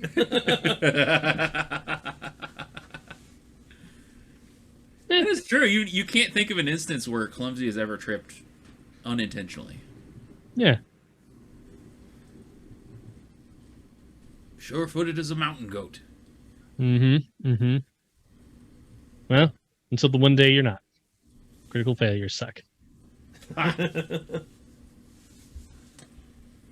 So, anyway, you don't need to fly. I could fly, but this thing apparently is not able to distinguish friend from foe. So We wouldn't want to ruin everything that Keegan has built for us. Right. So now that I know that it's not, only threats, and then maybe it's not such a good idea. Then it's settled. Let's be off. All right. Well, then I'm gonna pick a different spell because that thing acts differently. If that's fine with you. No, that's perfectly fine. Yeah, let's. Okay. Yeah, I think it's important to remember, and this is really just a point of clarification, is that calling things at the back of Flames of Freedom creatures when the vast majority of things at the back of the book are human, it doesn't make sense. So threat is essentially used as a general term that classifies whether it's animal, beast, person. So maybe you should. Basically, no, there's no change. The call out to pay attention to is where it says classified as humanoid, including player cultures. So in this case, ancestry, whatever you want to call it, right? Yeah. So then I'm going to learn which rod instead. Ooh, that's a fun one. Is that advanced tier? No, it's basic. Oh, nice. Yeah. Which is It's basically a location spell. Yeah. It's super awesome. Which is rod or rot? Rod. Rod, R-O-D, witch rod. You use two branches of witch hazel cross over one another. After successfully casting the spell, the branch either points the way towards any threat you name, who's classified as human or other player creatures, or you can find a source of water or point to a location that you can name. So we can use it to find places. Okay. Or people. People. If they're a threat, which I assume now threat means anyone. Yeah, in the same way. Basically, you can assume anyone who is not you. Okay. Or sorry. I guess this. I see where the point of confusion is. It's anyone. Okay. Unless it specifically says you and your friends or you and your allies. The assumption is it's in anyone. So as an example, if you laid the witch's, I'll give you an example. So if you laid the bewitched stone at the crossroads, I would just simply assume you wouldn't be impacted by it. You could pass reasonably through without being impacted. But but anyone else who passed through it, Collinsworth, Keegan, Salamandra, whoever, local village person in Stonehold would be impacted potentially. Yeah, so then what I want to do then is use this spell to see if I can locate Credence Ready. Ah, yeah, it's a good idea. It's very good. So you take the branches of witch hazel that we'll assume you gathered in the woods. Yeah. Sometime in the middle of the day, and you kind of place them down, crossing them down, pointing down toward the forest floor. You begin to incant the spell. My will demands aim to find its target. My will is true as steel, is the words that you incant. Go ahead and roll a routine incantation test. All right, 79. That's an 02 success. Yes. So as you cast it, you feel the branches kind of lift in the air and kind of point almost kind of like northeasternly. I will run to tell Collinsworth that I located Credence Ready. So he lives? If the spell is true, I have no reason to believe I've miscast it. He's northeast as I point off in the direction. I believe we can use this to help maybe even expedite our search for the Nameless if he's with them. Well, then it's settled then. Indeed. We have our heading. You're heading for the Reading. Heading for the Reading. And he can find water. As I go into like the ShamWow commercial style of everything that he can do. Yeah, no kidding. So I think just to clarify once again, like you can't switch between water locations and people. You cast it and you know the direction toward where Credence Redding would be. Now, whether he's alive or dead is a different story. Right. But and it does require concentration, obviously. But the only thing that really means is that you can only concentrate on one spell at a time, but may cast other spells while concentrating. Mhm. So you can't cast multiple concentration spells, basically, was what it implies. Yeah, I mean, it's going to last for like the first one was just like a is he where is he? Like, Yeah. because It's certainly more accurate than having Abigail lead you through the wilderness, through the wilds, hoping you could find a nameless. This gives you an actual solve to find where Credence may be. So the question is, what do you want to do now to get for supply gathering? Do you just want to leave as is? What do you want to do to make any sort of preparations you wish to do before you leave? I'll leave that to our illustrious quartermaster. I mean, I got my sack of oats. I'm good. Osbert does rather well on the road for himself, at least. Well, am I the quartermaster? Oh, no. Oh, I thought that was Shug. What? No, it was you originally. Oh, was it? Me. Yeah, no, it was Calvin. I always did scouting. Oh, was I the one? Okay. Yeah. I mean, if you... Someone do it! Dude.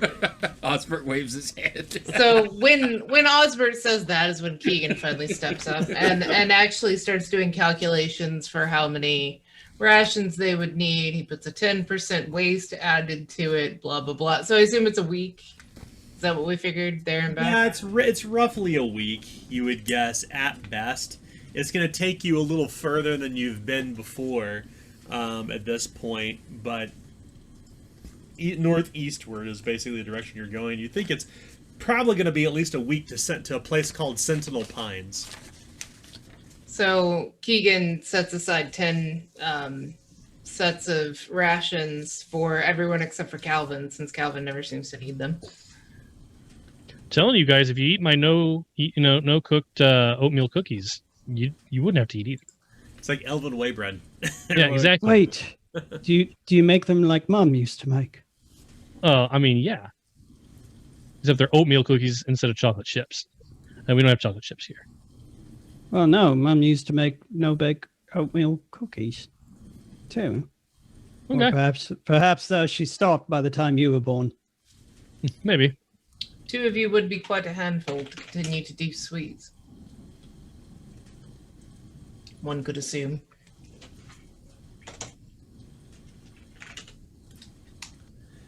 So yeah, you think it's probably going to be a short stretch to get there. So roughly a week to make it to the Sentinel Pines. So with that being said, who wants to play the role of the trailblazer? This will be folklore or navigator or navigation. I got navigation if no one else does. Go for it. I have folklore, I think. I mean, I figure since I got the rod and I can fly up and take a look at what's coming up ahead, Yeah, it makes sense. I feel like that kind of combo makes it where, I should be heading the party. Is Allison Unchained coming with us? Yeah. Okay. Who wants to play role of quartermaster, healer, survival? I'll do it. Be me. Oh, no? Okay. Collinsworth. And who will be the scout, awareness or stealth? I'll do that. And Shug can assist anyone they want to. Right, I was hoping Shug would assist me.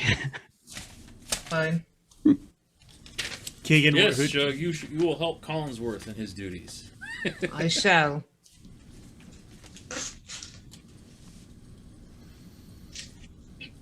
Keegan assists are good assists because Keegan adds 2 dice. They're the best assists because you can't crit fail. They really are.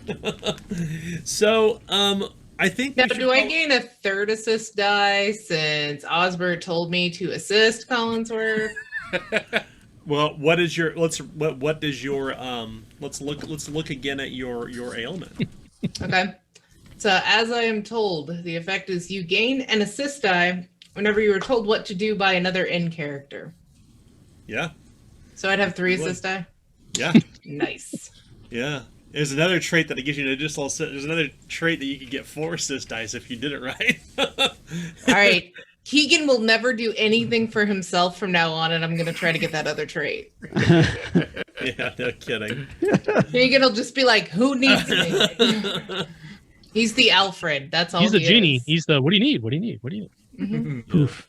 Something what do you need need? doing?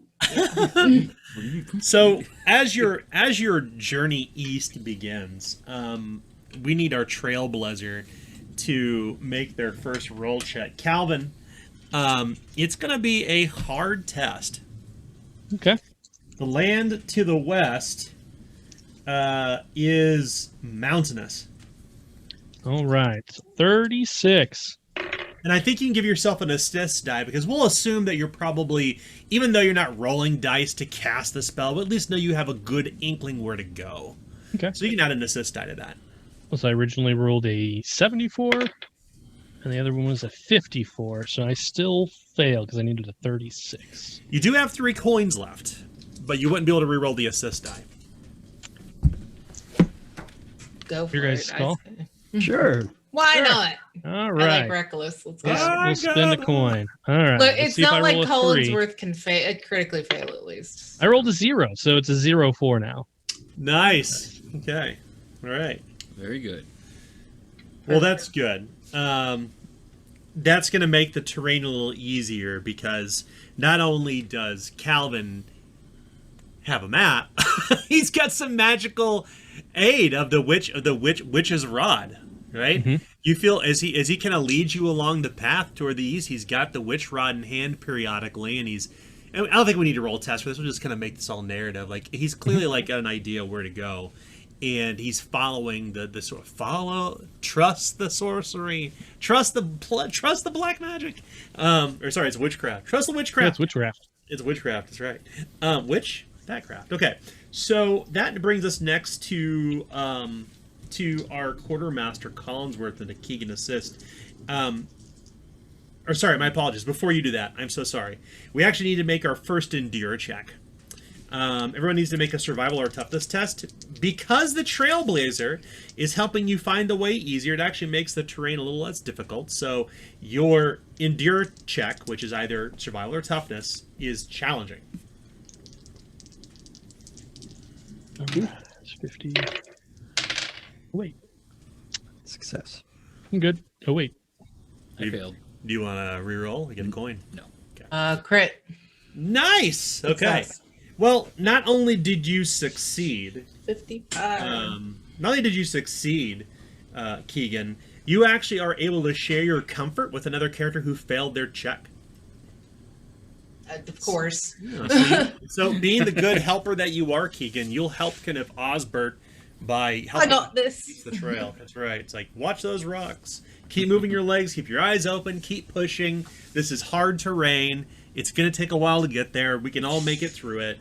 And He gets a motivational poster the whole time. That's right. Hang in there, bub. It's like Osbert is harumphing through the terrain. Harumph. Keegan is like, you can do it. Yeah. You've got this. I believe in you. That's right. So that brings You're us amazing. You can do that brings this. us next to our quartermaster. So endearing everyone's well rested, keeping you on the path, managing the foodstuffs. So Collinsworth, go ahead and roll a challenging test, and you get Keegan's 3 assist dice. Okay, so that was a 3, a 4. Oh wait, I rolled 4.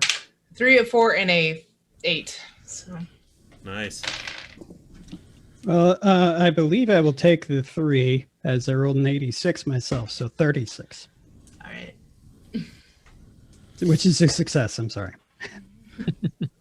God, it Nice. So the good thing is that you'll only require a day's worth of food for each day, a day's worth of provisions for each day of the trip, which is good. So you won't burn through your food too fast. But it's not over yet because the terrain's rough. So you'll be making your next endure check along this journey. So all of you need to make a challenging survival or toughness test. Okay. Okay. Ooh, I failed. Critical failure. Oh no. I just normal failed with an 89. I rolled an 88. Oh no. Normal We fail. almost tied. I'm glad we didn't. How'd you do, Keegan? Are you powering through it? 15, so yeah. Oh yeah, you're good. Go, Keegan. Okay. Well, My survival's 70, so wow. Yeah, you got a hell of a survival. Well, I cook. over that week, it's just you know that you rump your way through, and for those who failed, you suffer 11 peril. For those who critically failed, 21. Oh, didn't exceed Peril. it. Okay, so I only go down 2. Jeez. That's good. How many Well, days that's what you are we get for on doing the road? cartwheels the whole way. You keep in mind this is kind of this is narrative flow. So this is probably Right. like a little over midway through the trip, toward the last part of this leg, which brings us, of course, to the final check for our scout. You know, you're trekking the roads ahead and setting the watch. You're making certain people don't tarry too long. There's a lot of ground to cover that Osbert feels very confident that there is ahead of you. And Osbert, you need to make a challenging awareness or stealth test. Okay. I'm going to ignore 1 skill rank, so this is a 60% chance to succeed. And a 96 will not do it. You have 2 coins. Nah. Aw. Osbert's just gonna fuck up everything this run, apparently. He's like, I don't want to go. Well. It looks like, you know, it's like how people like leave litter in their wake at national parks. It's kind of what's happening here. You're leaving things behind. You're leaving a clear trail where you're going through. You're not really being the quietest you possibly could be. You know, Osbert is, of course, yammering on. All of you really are. Really unbeknownst, you know, to others. It's not really a conscious decision that you're making. It's just you're being a little bit too loud. So it may increase the threat level, which is great because What's the worst that could happen? you have you at this point you have passed into beyond. You've passed beyond the hills. Okay, and you've been kind of just on this slow, steady kind of march to the east, heading through the muck and the mud, heading up through the hills until until the air gets a little thin, and you can begin to, you know, feel some of the snow kind of within the ground below you as you're kind of getting higher in the mountains, and then there's just kind of there's wind, right? Kind of a cold wind, and a lot of coming down from the sides of the mountain of the Horn Society, and you can see that the mountain range gray and blue rises kind of almost kind of penetrating the clouds at these incalculably strange and tall mountain peaks that look like horns. They look like horned creatures, or just horns, kind of upward, unassailable, unable to even climb those mountains. You're moving through the passes, following Calvin's trek, and you notice when you're kind of following Calvin along the way, you're not just traveling off road, you're actually following what looks like a path that's been well worn through here. Every once in a while, you can see these big, massive hoof prints, the ones like you saw originally, you know, 4 months ago at the Dick of Winter, where you found the Nameless. The same paths you followed north to Sundown Hill to track down Abigail, as she is with you. And you can hear, you know, the wind kind of whipping this way and that, and then you kind of break into this low valley. And in this low valley, there's nothing to be seen but these tall pine trees that shiver in the wind. They make a pretty generous kind of rattling sound, as the trees don't seem to be gray by any means. They seem to be petrified, half stone, half vegetation. Very, very strange indeed. As you come into what would be best described as a forest of ironwood. It's sometime toward nightfall.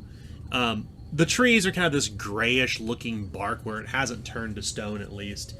And although the trees still sprout a few leaves here and there, and even some pine needles from some other non-deciduous trees, it's growing toward night.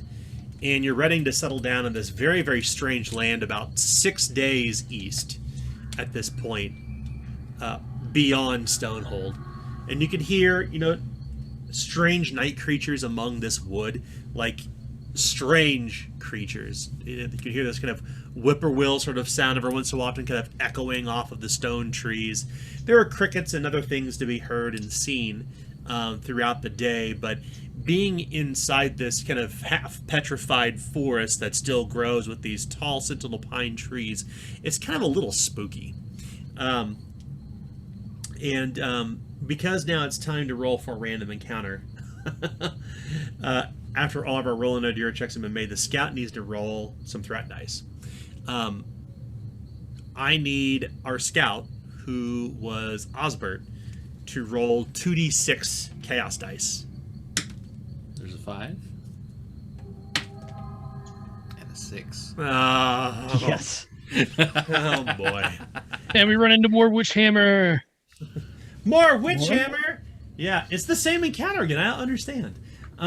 Yeah. So, way out here. So far away from home. With no friends nearby. Calvin, you've just kind of lowered your witch hazel spell, like it's expired at this point. Mm-hmm. And you're pretty confident because who's our quartermaster? Was it Keegan? Is that right? I'm sorry, Collinsworth. Collinsworth, yeah. Collinsworth, you're Both feeling. of us. Yeah, at this point, you're kind of feeling like it's probably time to rest for the evening. But I need. I'm going to have Keegan roll percentiles for us. So let me know the result. 88. Oh, nice. Crazy. Isn't that like the third 88 we've rolled tonight? At least I the rolled second, one. yes. I rolled an 88. It's insane.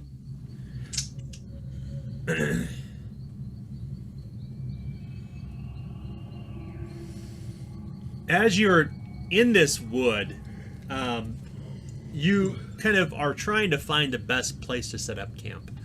Get the high ground, so to speak, so you can see the surrounding wood. And you come across this fairly disturbing sight of a cliff face into which has been carved dozens of human-shaped holes. These kind of long and narrow cuts into the rock that have clearly been fashioned by the hands of people. And they seem to kind of dot the side of this face from the forest floor all the way to the top of the cliff. Like, not burrowed, but carved. Human-sized holes. And it seems to be where those strange sounds can be heard. It's a very windy area, too. But that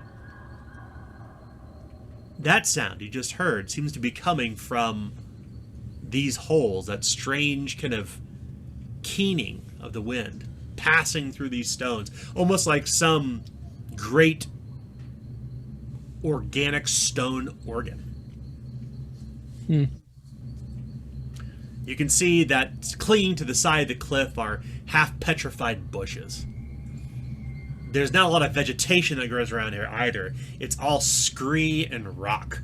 Broken bits of shale have been crunched beneath boot falls or have fallen off the cliffside. The area here is there's no vegetation really to be seen at all, except for perhaps a few tough grasses that that struggle to sprout between the cuts of the rock. Aught else is completely petrified.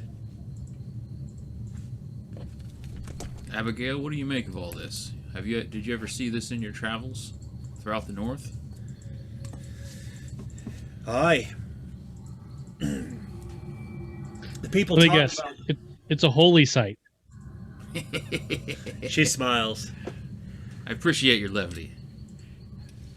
And I can levitate. With a broom.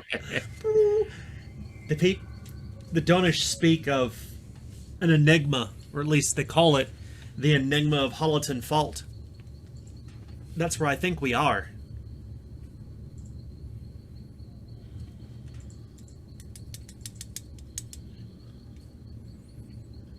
That's all I could rightly say about it, though. Not I'd say I'd seen it with me own eyes, but here we stand. Here we stand. You hear that? It sounds like people, she says. So, are we to meet them here, or are we to very quickly leave? Seems like this keening would lead to an unrestful sleep. I don't think camp here is quite the right idea. Where we heard the sound all throughout Sentinel Pine, we just came to its source unwittingly, Abigail says.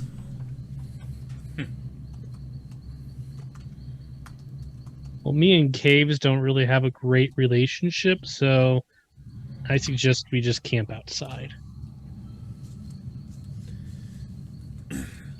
No Starum, at least. She looks toward the sky, as do all of you. Mm-hmm. The stars are strange and different. The season has changed, and it does not match the stars you had seen back in Aglador. You truly are in a strange land. I say we retrace our steps for a Quarterstone's turn, just to be safe.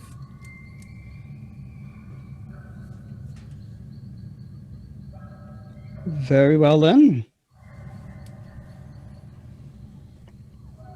You begin to kind of turn about, and as it is dark, and you'll assume you strike a torch or some other manner of light, you begin wandering kind of in the darkness, trying to retrace your steps in this petrified wood, uncertain of really what to look for. Who's going to retrace steps? Will it be the scout? Can I see the sky? Yes, you can. Okay. If that's the case, then I know where I am because I have the azimuth trait. Which tells you always true north. When you can see the stars, you gain a plus 20 base chance in navigation test. In addition, you can always know true north above ground, even during inclement weather. So to be clear, So I get can a tell bonus. true north. That doesn't tell you can trace your path. I get a back. bonus to navigation. Okay. If you've ever wandered in the wood, you don't just go east to go east. Sometimes you go south. Sometimes you go north. Sometimes you go west. Sure. This is yeah, how this is that's how true. this is how wood travel happens. That's It looks true. like a big messy line. You eventually make your way where you're going. Okay. Yeah. So if you want to retrace your steps, are you trying to make your way out of? I mean, I'm not saying I'm going to roll navigation, even though, because it's still flip to fail. I don't have it trained. So, but yeah, I want to retrace our steps away back the way we came. For Okay. 15 minutes. I mean, I can try to do that. I Hey, got azimuth as well. Yeah, if you're Calvin, go ahead and you do it and give yourself a bonus. If you have azimuth. Yeah. So it is dark out, so it's going to be, but you do have the light of the stars, which is good, but finding a specific way you came from here into this area and out, a little difficult. It's going to be a hard test. Okay. So then it's going to be a 56 chance and a So, And you have 2 19. points. Nice. so if you have azimuth, you get plus 20 base chance. right. Okay, just making sure you got that added in. Yeah. It basically cancels out the hard. Oh, okay. So the good thing is that Calvin, kind of using his wayfinding, manages to kind of trace your path back, and fortunately you've left a little bit of, you've left some broken stone in your wake, and you kind of come back into a more well vegetated area of this forest. But you can still hear in the distance the keening that was coming from Holloton Fault, the enigma, specifically, as Abigail called it.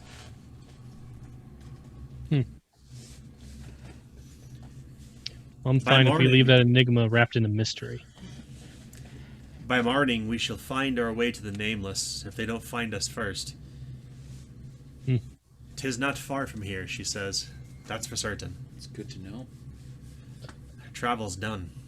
Well, All comforts. no one likes to get walked up upon during the night, so All right. should So, probably tuck in. sorry, go ahead. My apologies. Go ahead. It's all right. So, because you have concluded overland travel, I take my coins from my pool and put it in yours. That's your reward. Yeah. And that's just a quick reminder, too, just in the future. When combat ends, when a social intrigue or a social interaction ends, or when overland travel ends, or a chase scene, my coins go into your pool. So your Oh. pool refreshes completely. Shucks, I should have used a coin for that. Oh well. That's okay. The more you know. You could have critically failed that. Darn. I had to remind myself by looking here, and I got the book printed out. Yeah, so that's the reward for completing encounters.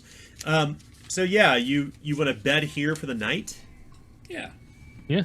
Okay. Well, it does not make for an easy rest by any means. Right.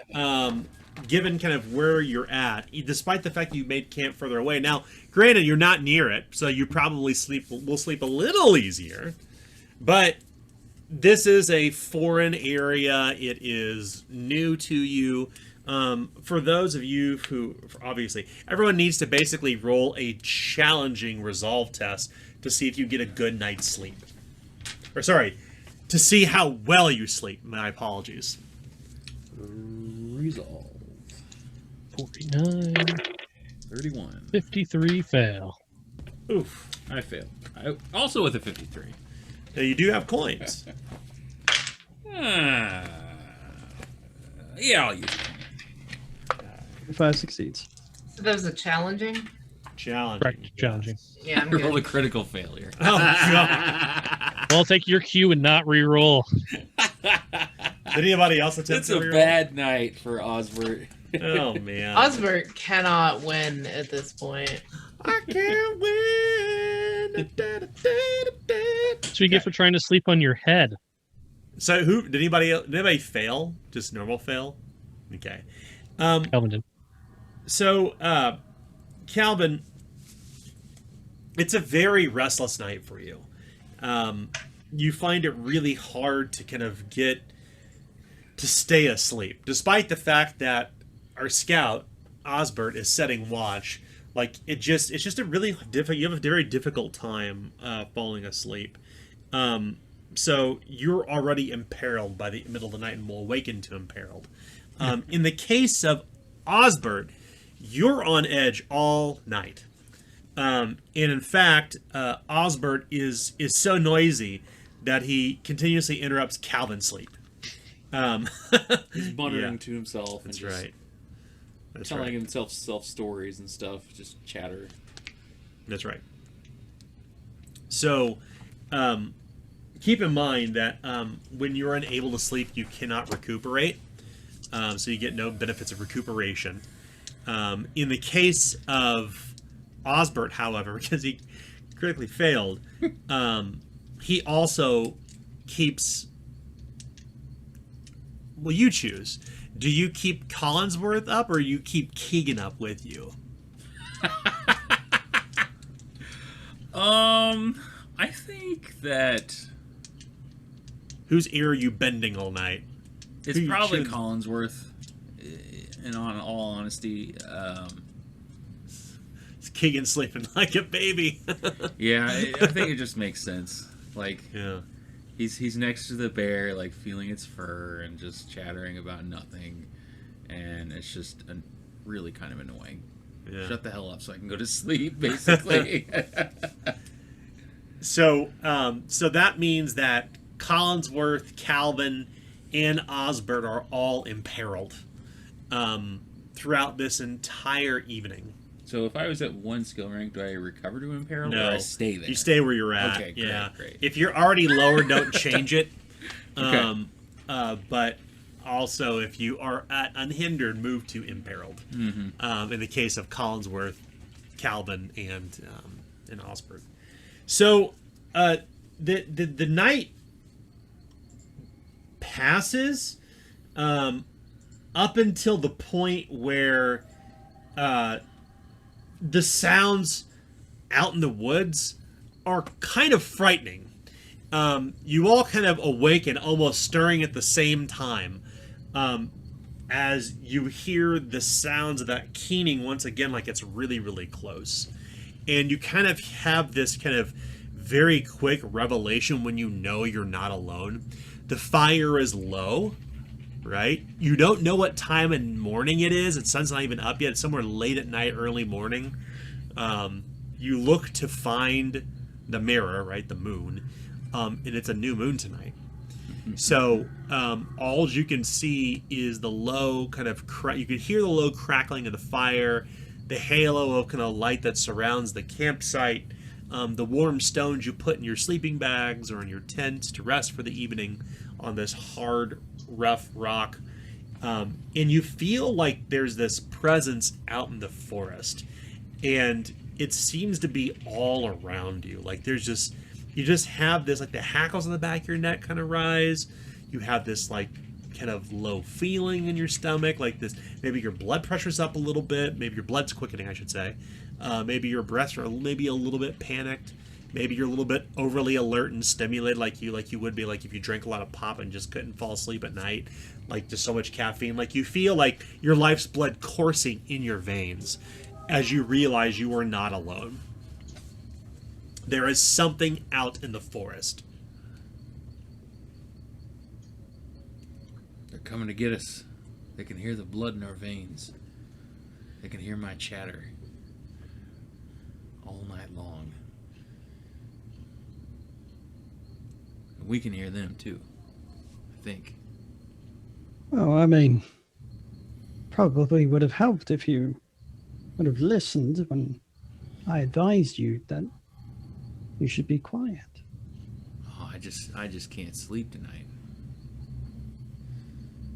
That makes two of us. Well, three of us, so four of us. It appears the fifth is the only one that can sleep. I'm sorry you couldn't get to sleep, Collinsworth. Well, don't apologize to me. Apologize to Hobbs. Hobbs?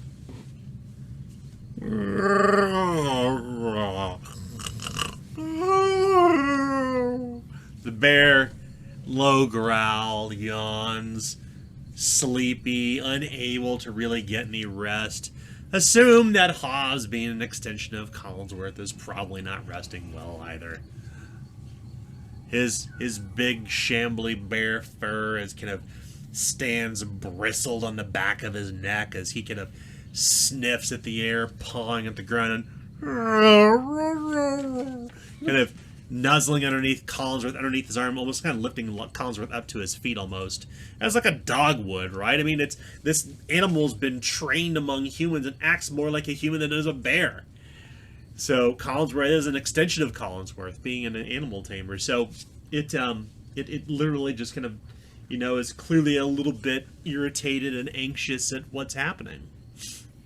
Keegan stirs and comes to his feet. Rested well enough, at least. Not as bad as nights we've had before, eh? I think Wait. I've had worse, as you notice the big bags under Osbert's eyes. Osbert brought a lot of baggage to the north. It would appear the air in this area doesn't quite agree with you. Should I make breakfast? As you awaken, you realize it's still like dead of night. Like it's not quite it's not quite time to wake up yet, but it's also past midnight. You know that much. These night miasmas are not sitting well with me. And there's something out there looking, watching. Don't you feel it? I'll search my feelings. I didn't. And he looks out. Roll a search test. Just kidding. Roll an awareness test to search your feelings. Hell, someone else tell me. No, so yeah, he's gonna look out where Osbert is pointing to see if he can find anything. Or Yeah, spots anything. Osbert isn't really pointing anywhere. He just Well, kind we're of motions out to the gesturing, darkness yeah. in general. I mean, being this close to the fire, you can't really see anything in the dark because you're still in the light.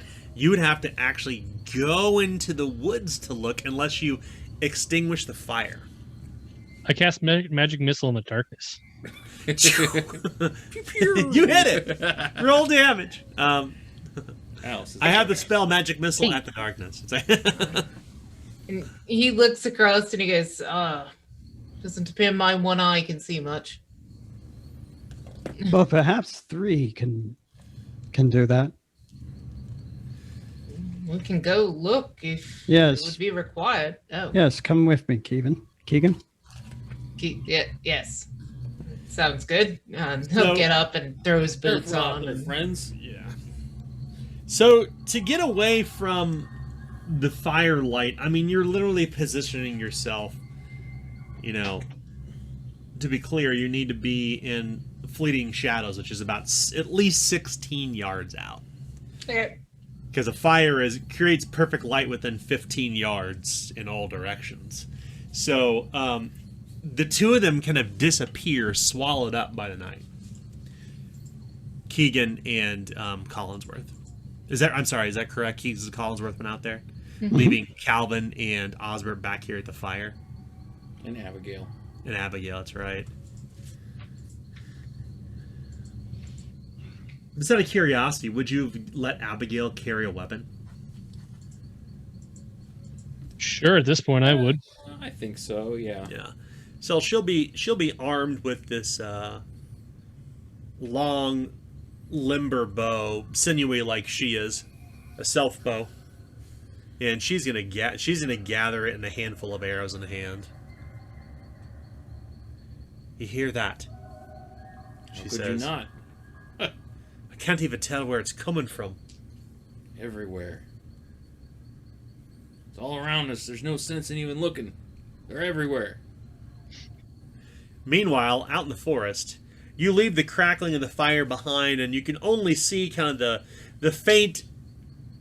You can see the faint halo of light as you stepped away from the fire.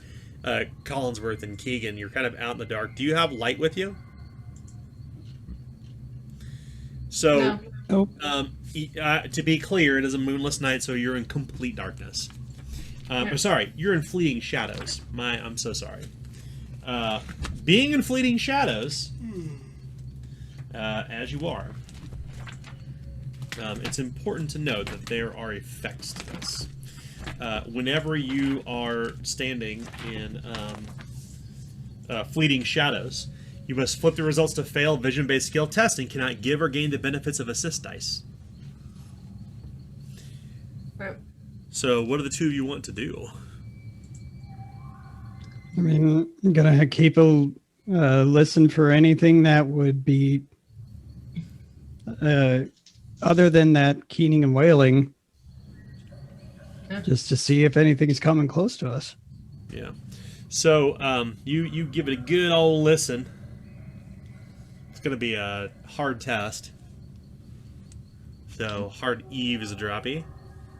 Okay, 19. And a 44 will be a crit failure. Nice. Yeah. I have a 50% chance. Nice. 39. So, Okay. well, Well, critical fail. So, yeah. Collinsworth, you're having difficulty distinguishing between what may sound like just the sounds of the woods and the sound of the high keening versus what may be out there. Keegan, a little bit different for you. It sound, from what you can tell, it's almost like you hear the sound of rock kind of crumbling, like the sound of like, not a landslide, but the sound of like rock crumbling from somewhere, and you can only guess that it's near the cliff sides, near the Enigma. I think I hear something moving over there. He whispers. And as Keegan says that and kind of turns about, you're startled for a moment, Collinsworth.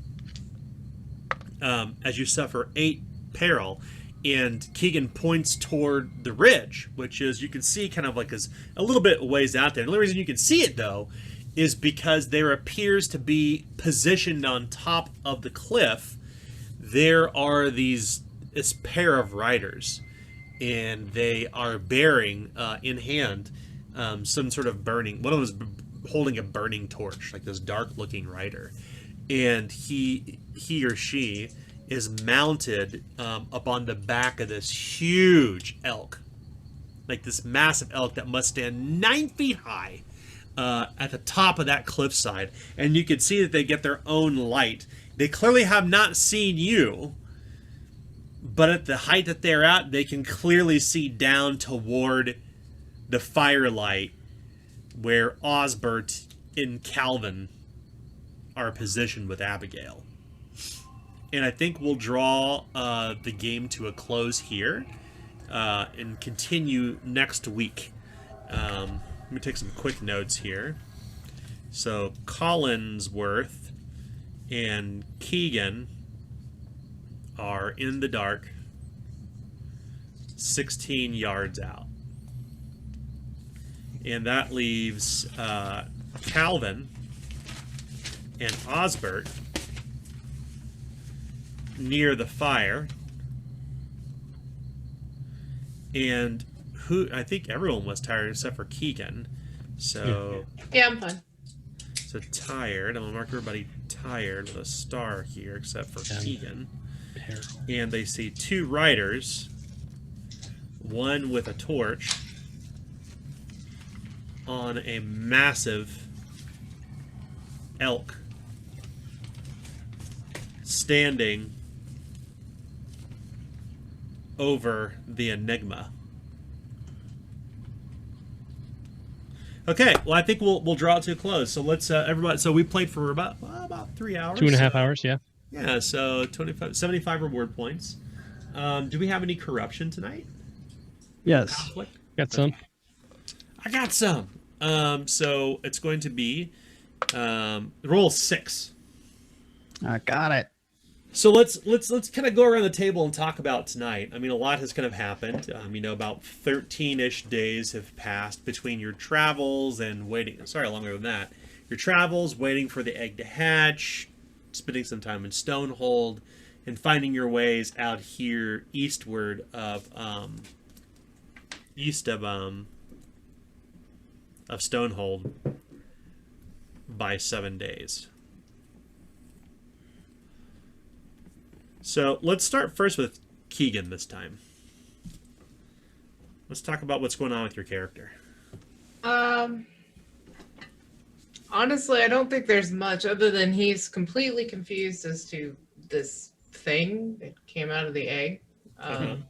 He's probably been around quite a few times when people have had children, and he's quite perplexed. So I think that's the biggest thing that's sitting in the back of his head. So he's actually relieved to not be near it at this point. Yeah.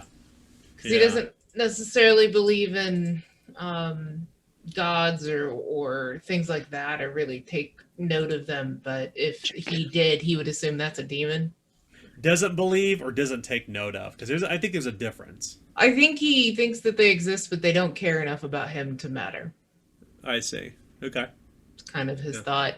So if he really paid into that, he would think this was a demon. Yeah. That kind of brings us some interesting questions, I think, too, to think about with respect to magic. Like, how does Keegan view magic in that case? Tentatively. What? Calvin's casting it, man. He's not hiding it. Yeah. Flying around on a broomstick. He's not like... He kind of sees it as a tool, like a hammer or a pickaxe, and it's a tool that can be used, but it's obviously a far more dangerous tool. But then again, he kind of looks at guns the same way because he's seen them blow up and take people's hands off and things like that. So, magic's about the same, right? Okay. One explosion from another. He doesn't particularly want to use it, but all right, if it gets used and it's useful. Cool. kind of his thought. So let's do 50 reward points for that. And let's move next to Calvin. Calvin thinks that everyone should learn how to fly because that's super cool. We can fly in formation, guys. Like Mighty Ducks, all right? Like a flock of geese. Like a Quack, flock of quack. geese. The Give it Canadian a geese. Short V. So, I'm wondering. Now I'll talk about this in a second. But what else is going on with Calvin? I mean, Calvin actually had a lot going on in the background, right? He had the injury, that actually went away because we took a whole 2 weeks off of, so that's gone after 5 days. He Yeah, was able to learn a couple new spells, which was cool, which came in pretty handy, magic. thus Yeah, far. some really good spells too. Like the witchcraft spells are fun. Yeah, that's why I spent like that whole other game session being like, I'm going to read through all these spells and see what I can learn. Yeah, Because I'm like, and then I saw the one with the rods and like, oh, I can use this to locate someone. Because my first thought was if Abigail ran away, I was going to use that to hunt her down. yeah. And then it was, Oh, there's Creedon threading. I can use that to hunt him down. Mm-hmm. Great. And then if I have a broom, I can either scout ahead. I mean, that opens up a lot of utility abilities and being able to get places we normally shouldn't be able to get, or at least Calvin can get to places he normally shouldn't be able to get. Yeah. So, I mean, That's right. So it's going to be interesting to see kind of as Calvin goes on and grows in his powers and his abilities and spells. This is just going to become more and more interesting. Witchcraft is a really nice complement to elementalism. Like it is like it fits really well too. It right? It does, like, especially for the weirdness. Like Calvin's a warlock. Yeah, the person in the background. That's right. Yeah, like the elementalist. Like it just screams witchy, right? Yeah. 50 reward points for that. Let's move next to. I'm going to save Collinsworth for last. Let's. Oh, sorry. Before we go on, I wanted to correct something. I think I have a different version of the PDF I may have sent you, because when you learn spells, you lose a little piece of yourself. So we're not going to account for it now. This is kind of the trade-off between being able to learn spells, is that you lose 3% of your brawn. Like you lose some of yourself for learning spells. That's the kind of the trade-off in Flames of Freedom. Now, this isn't going to be necessary, I think, for what you're doing at all, Calvin, just to be clear. And I think because we're kind of in this like weird realm where we're merging Zweihander and Flames of Freedom, we're not going to worry about that for you. But I think if, for example, you're like, hey, Collinsworth, I'm going to teach you a spell, Collinsworth would have to make that sacrifice as part of learning that spell. He sacrifices a piece of himself in exchange for power. But for you, Calvin, don't worry about it, because you have arcane or divine magic trait, I believe, because those traits do not exist in Flames of Freedom at all. It's a very different game thematically, but once again, we're porting in like the fun stuff from Flames of Freedom and merging it with Zweihander. So I think in this case for Calvin, we won't account for that. But for anyone else, different story. So let's move next to thanks for letting me make that quick point of clarification. So let's move next to Osbert. So Osbert can tell that Abigail and Phineas are trying to pull him in different directions according to their own wishes, and I think Osbert is kind of patting himself on the back and the quote-unquote wisdom of his decision to wait 2 weeks, because as far as he can tell for now, nothing bad seems to have come of it. So Collinsworth got his egg hatched, Calvin got his injuries recovered, and he had time to work on his spells. Everyone had some nice relaxation. Like, what's the worst that could happen? Like he just kind of feels like between the handling of the web, the wicked web that Charlotte has already woven, between that whole situation and like the waiting, and he just feels kind of self-congratulatory at this point. Yeah. And obviously, it's coming forward in the way he's talking about himself. He's getting very egotistical. Yeah. Well, I think to that point too. I mean, you guys, holistically, you accomplished a lot tonight. Mm-hmm. Quite a bit, in fact. You got far, you got where you need to get to, you were able to make decisions. And I think that to that point with related to Osbert, I think that especially when we start to kind of, because your characters kind of have roots at this point in the North, right? You get a place you can call home, you can go back to, you can grow, you can invest time and get something narratively and mechanically out of it. I think that's an interesting kind of direction you're taking Osbert. Compare that to where Osbert was initially when the game started, which was left the North, left Agladar behind, was trying to make his way in the North. And I mean, by all accounts, all of you managed to eke out like a new existence. Mm-hmm. But this new existence comes with its own kind of, its own responsibility, so to speak. Especially as you've kind of piqued and perturbed some local folk. So, you're to crack a couple eggs to make an omelet, that's for sure. But, so go and give yourself 50 reward points. And hatch at least one. That's right. Speaking of hatching, let's go to Collinsworth, or shall I call him Monster Daddy? Well, What's your daddy, what does he do? To be fair, Adam, you're always my dream daddy, but go. Collinsworth is really conflicted because he thought he was getting basically another pet is not the right word, but like animal Companion. Yeah, like something that he would train, like he had trained up several other animals, and now he's wondering if he's going to be raising this as another person. So like, lecherously putting his hands together like Woody Allen or something. No. No. Ew. I watched that documentary that recently, by the way. It's gross. But no, I think that's interesting, Adam, because if you so Collinsworth's expectations was like, wow, this is like whole new species of creature that can be raised and grown and trained, and then it turns out to be something vastly different.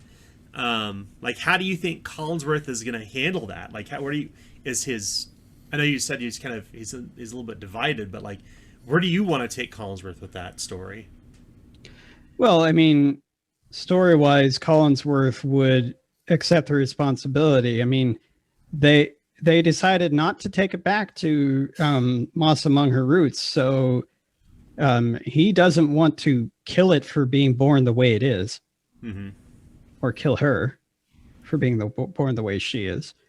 And she's so, do what? She was born this way. Yeah. Not pink. It's So he is going to raise her as best he can. Yeah. He's going to take that responsibility. He was looking for another thing that he can, utilize, like he utilizes Hobbs, which, don't get me wrong, there is a relationship there. Yeah. And there is companionship there. It's just that he has never thought about fatherhood. Yeah. And so, yeah, there's an extreme amount of disappointment, but perhaps that can change. Once he gets back and it's already like a 7-year-old or whatever. Yeah. Mm-hmm. I think what's really interesting about this, because I was a couple things were going through my mind in preparation for this, because I wanted there to be a little bit of a surprise, like what would happen next, and the opportunity to kind of flip the trope, right? Like the expectation was, Animal Tamer finds crazy new species of animal from something that's clearly something like supernatural, otherworldly. What does its children or brood look like? And it looks like a person. So I started thinking more about, well, what does that mean for the purposes of like, how does this person become a part of the story? Well, I think that the lone wolf and cub trope by way of the Mandalorian just isn't a good fit, right? No, porting around a baby in a cart is probably not a fun thing for the game, but having the opportunity where the Woodwoes would age rapidly, and I'm thinking, what's that horror film that it happens in? I can't remember what it's called. I think James Gunn directed it. If our listeners or watchers are paying attention, you'll know what film I'm talking about, the sci-fi film. But they raise this child who grows very quickly. I was thinking about that, and how that could potentially enter into the story and basically add another NPC. That was the Robin Williams movie. No. There's the one where he ages really fast. That No, 4 times speed. No. It's the same thing, right? No. It's Like Patch You're Adams. talking about Jack. Jack, yes. No, my God. So sci-fi film. Perfect. About alien woman. Okay, Who ages fast. You can say what you want, Dan, but it's Jack. Species. It's a movie called Species. Sorry. Okay. Oh, that one. Yes. Yeah. Okay. Ben Kingsley, Alfred Yes. Molina, Forrest Whitaker. Yeah, I think it's Species is what it's That called. movie is cheesy as fuck. Yes, and It's so bad. well, that one is basically they're trying to. It's half human, half alien, and it's trying to procreate. And so in the 90s, it was horrifying and titular. like the Is that the word I'm looking was for? it? type trope This thing. is not the right film then, because the film I'm thinking of, Yeah. I can't remember the name of it. Somebody will know. Jack. One of our listeners will know. It's Jack. It's not that. And it's not Species. I mean, the image I had in my head of the child was like the Voldemort baby. Yeah, a on little bit. King's Cross platform. Yeah. That's what I was imagining. Yeah, kind of like the weird eyes. Like it's clearly human, but has like the other membrane underneath its eyelids that close like a snake's, but has human eyes. I know you're not talking trash on Robin Williams here. Yeah. He's the Fisher King. You can't talk trash on Robin Williams. He's my favorite actor, my favorite comedian. Fisher King remains one of my favorite movies of all time. But regardless, yeah. So I didn't mean to interrupt with and go off topic a little bit, but that's kind of what the influence was behind the brood of moss among her roots. And hopefully a listener or somebody who're watching this will put it in the comments in Patreon or on YouTube. It's not Jack. It's Jack. Okay. Well, we'll wrap up tonight. Thank you all for playing. We'll continue next week with session 22. 22 sessions, oh my God, of Desperation Point. More fun to be had. More role-playing coming up. Are you talking about Splice? Splice! Yes! Splice! You named it. I think that's it, right? I'm going to look it up right now. Splice in 2000. I know we were ending, but I was like, I think I figured it We've out. never actually established it. What is Desperation Point referring to? Is it referring to Eight- the Dick of Winter? Well, no. So, yeah, Splice, you're right, with Adrian Brody. That's exactly what it is, with Sarah Polley. Yes. That's the film. That's exactly what it is. Thank you for that. It's a science fiction horror film. Yeah, so... Nope. And have you seen it? No. It's bizarre. I won't spoil anything, but that's not what's going to happen here. Anyway, so Desperation Point. So this actually came out of, I think, the second or third game session from Mike, talking about. He said something about we feel really we're kind of desperate people or something like that. I can find the specific clip, I'm sure, if I re-listen to the first 2 episodes. Maybe the first one, if I'm not mistaken, after character creation. But it called Desperation Point, meaning Stonehold was like, it's one, you're kind of came out of the north out of desperation. 2, Stonehold's really hard to hold on to based on its history, based on what you kind of learned from a folklore perspective. Not only that, through story stuff. Just call it Desperation Point. So here we are. Okay. And it kind of has a really nice name for basically a colonized castle that has never had anyone staying up for too long. Mm-hmm. Right? It kind of I think it's really intriguing name. I'm reminded of Aliens in that sense, even though I pulled that Albin out tonight when we were looking in the egg. Regardless, we'll see everybody next week for the 22nd session. See you all later. Bye. Bye. Bye.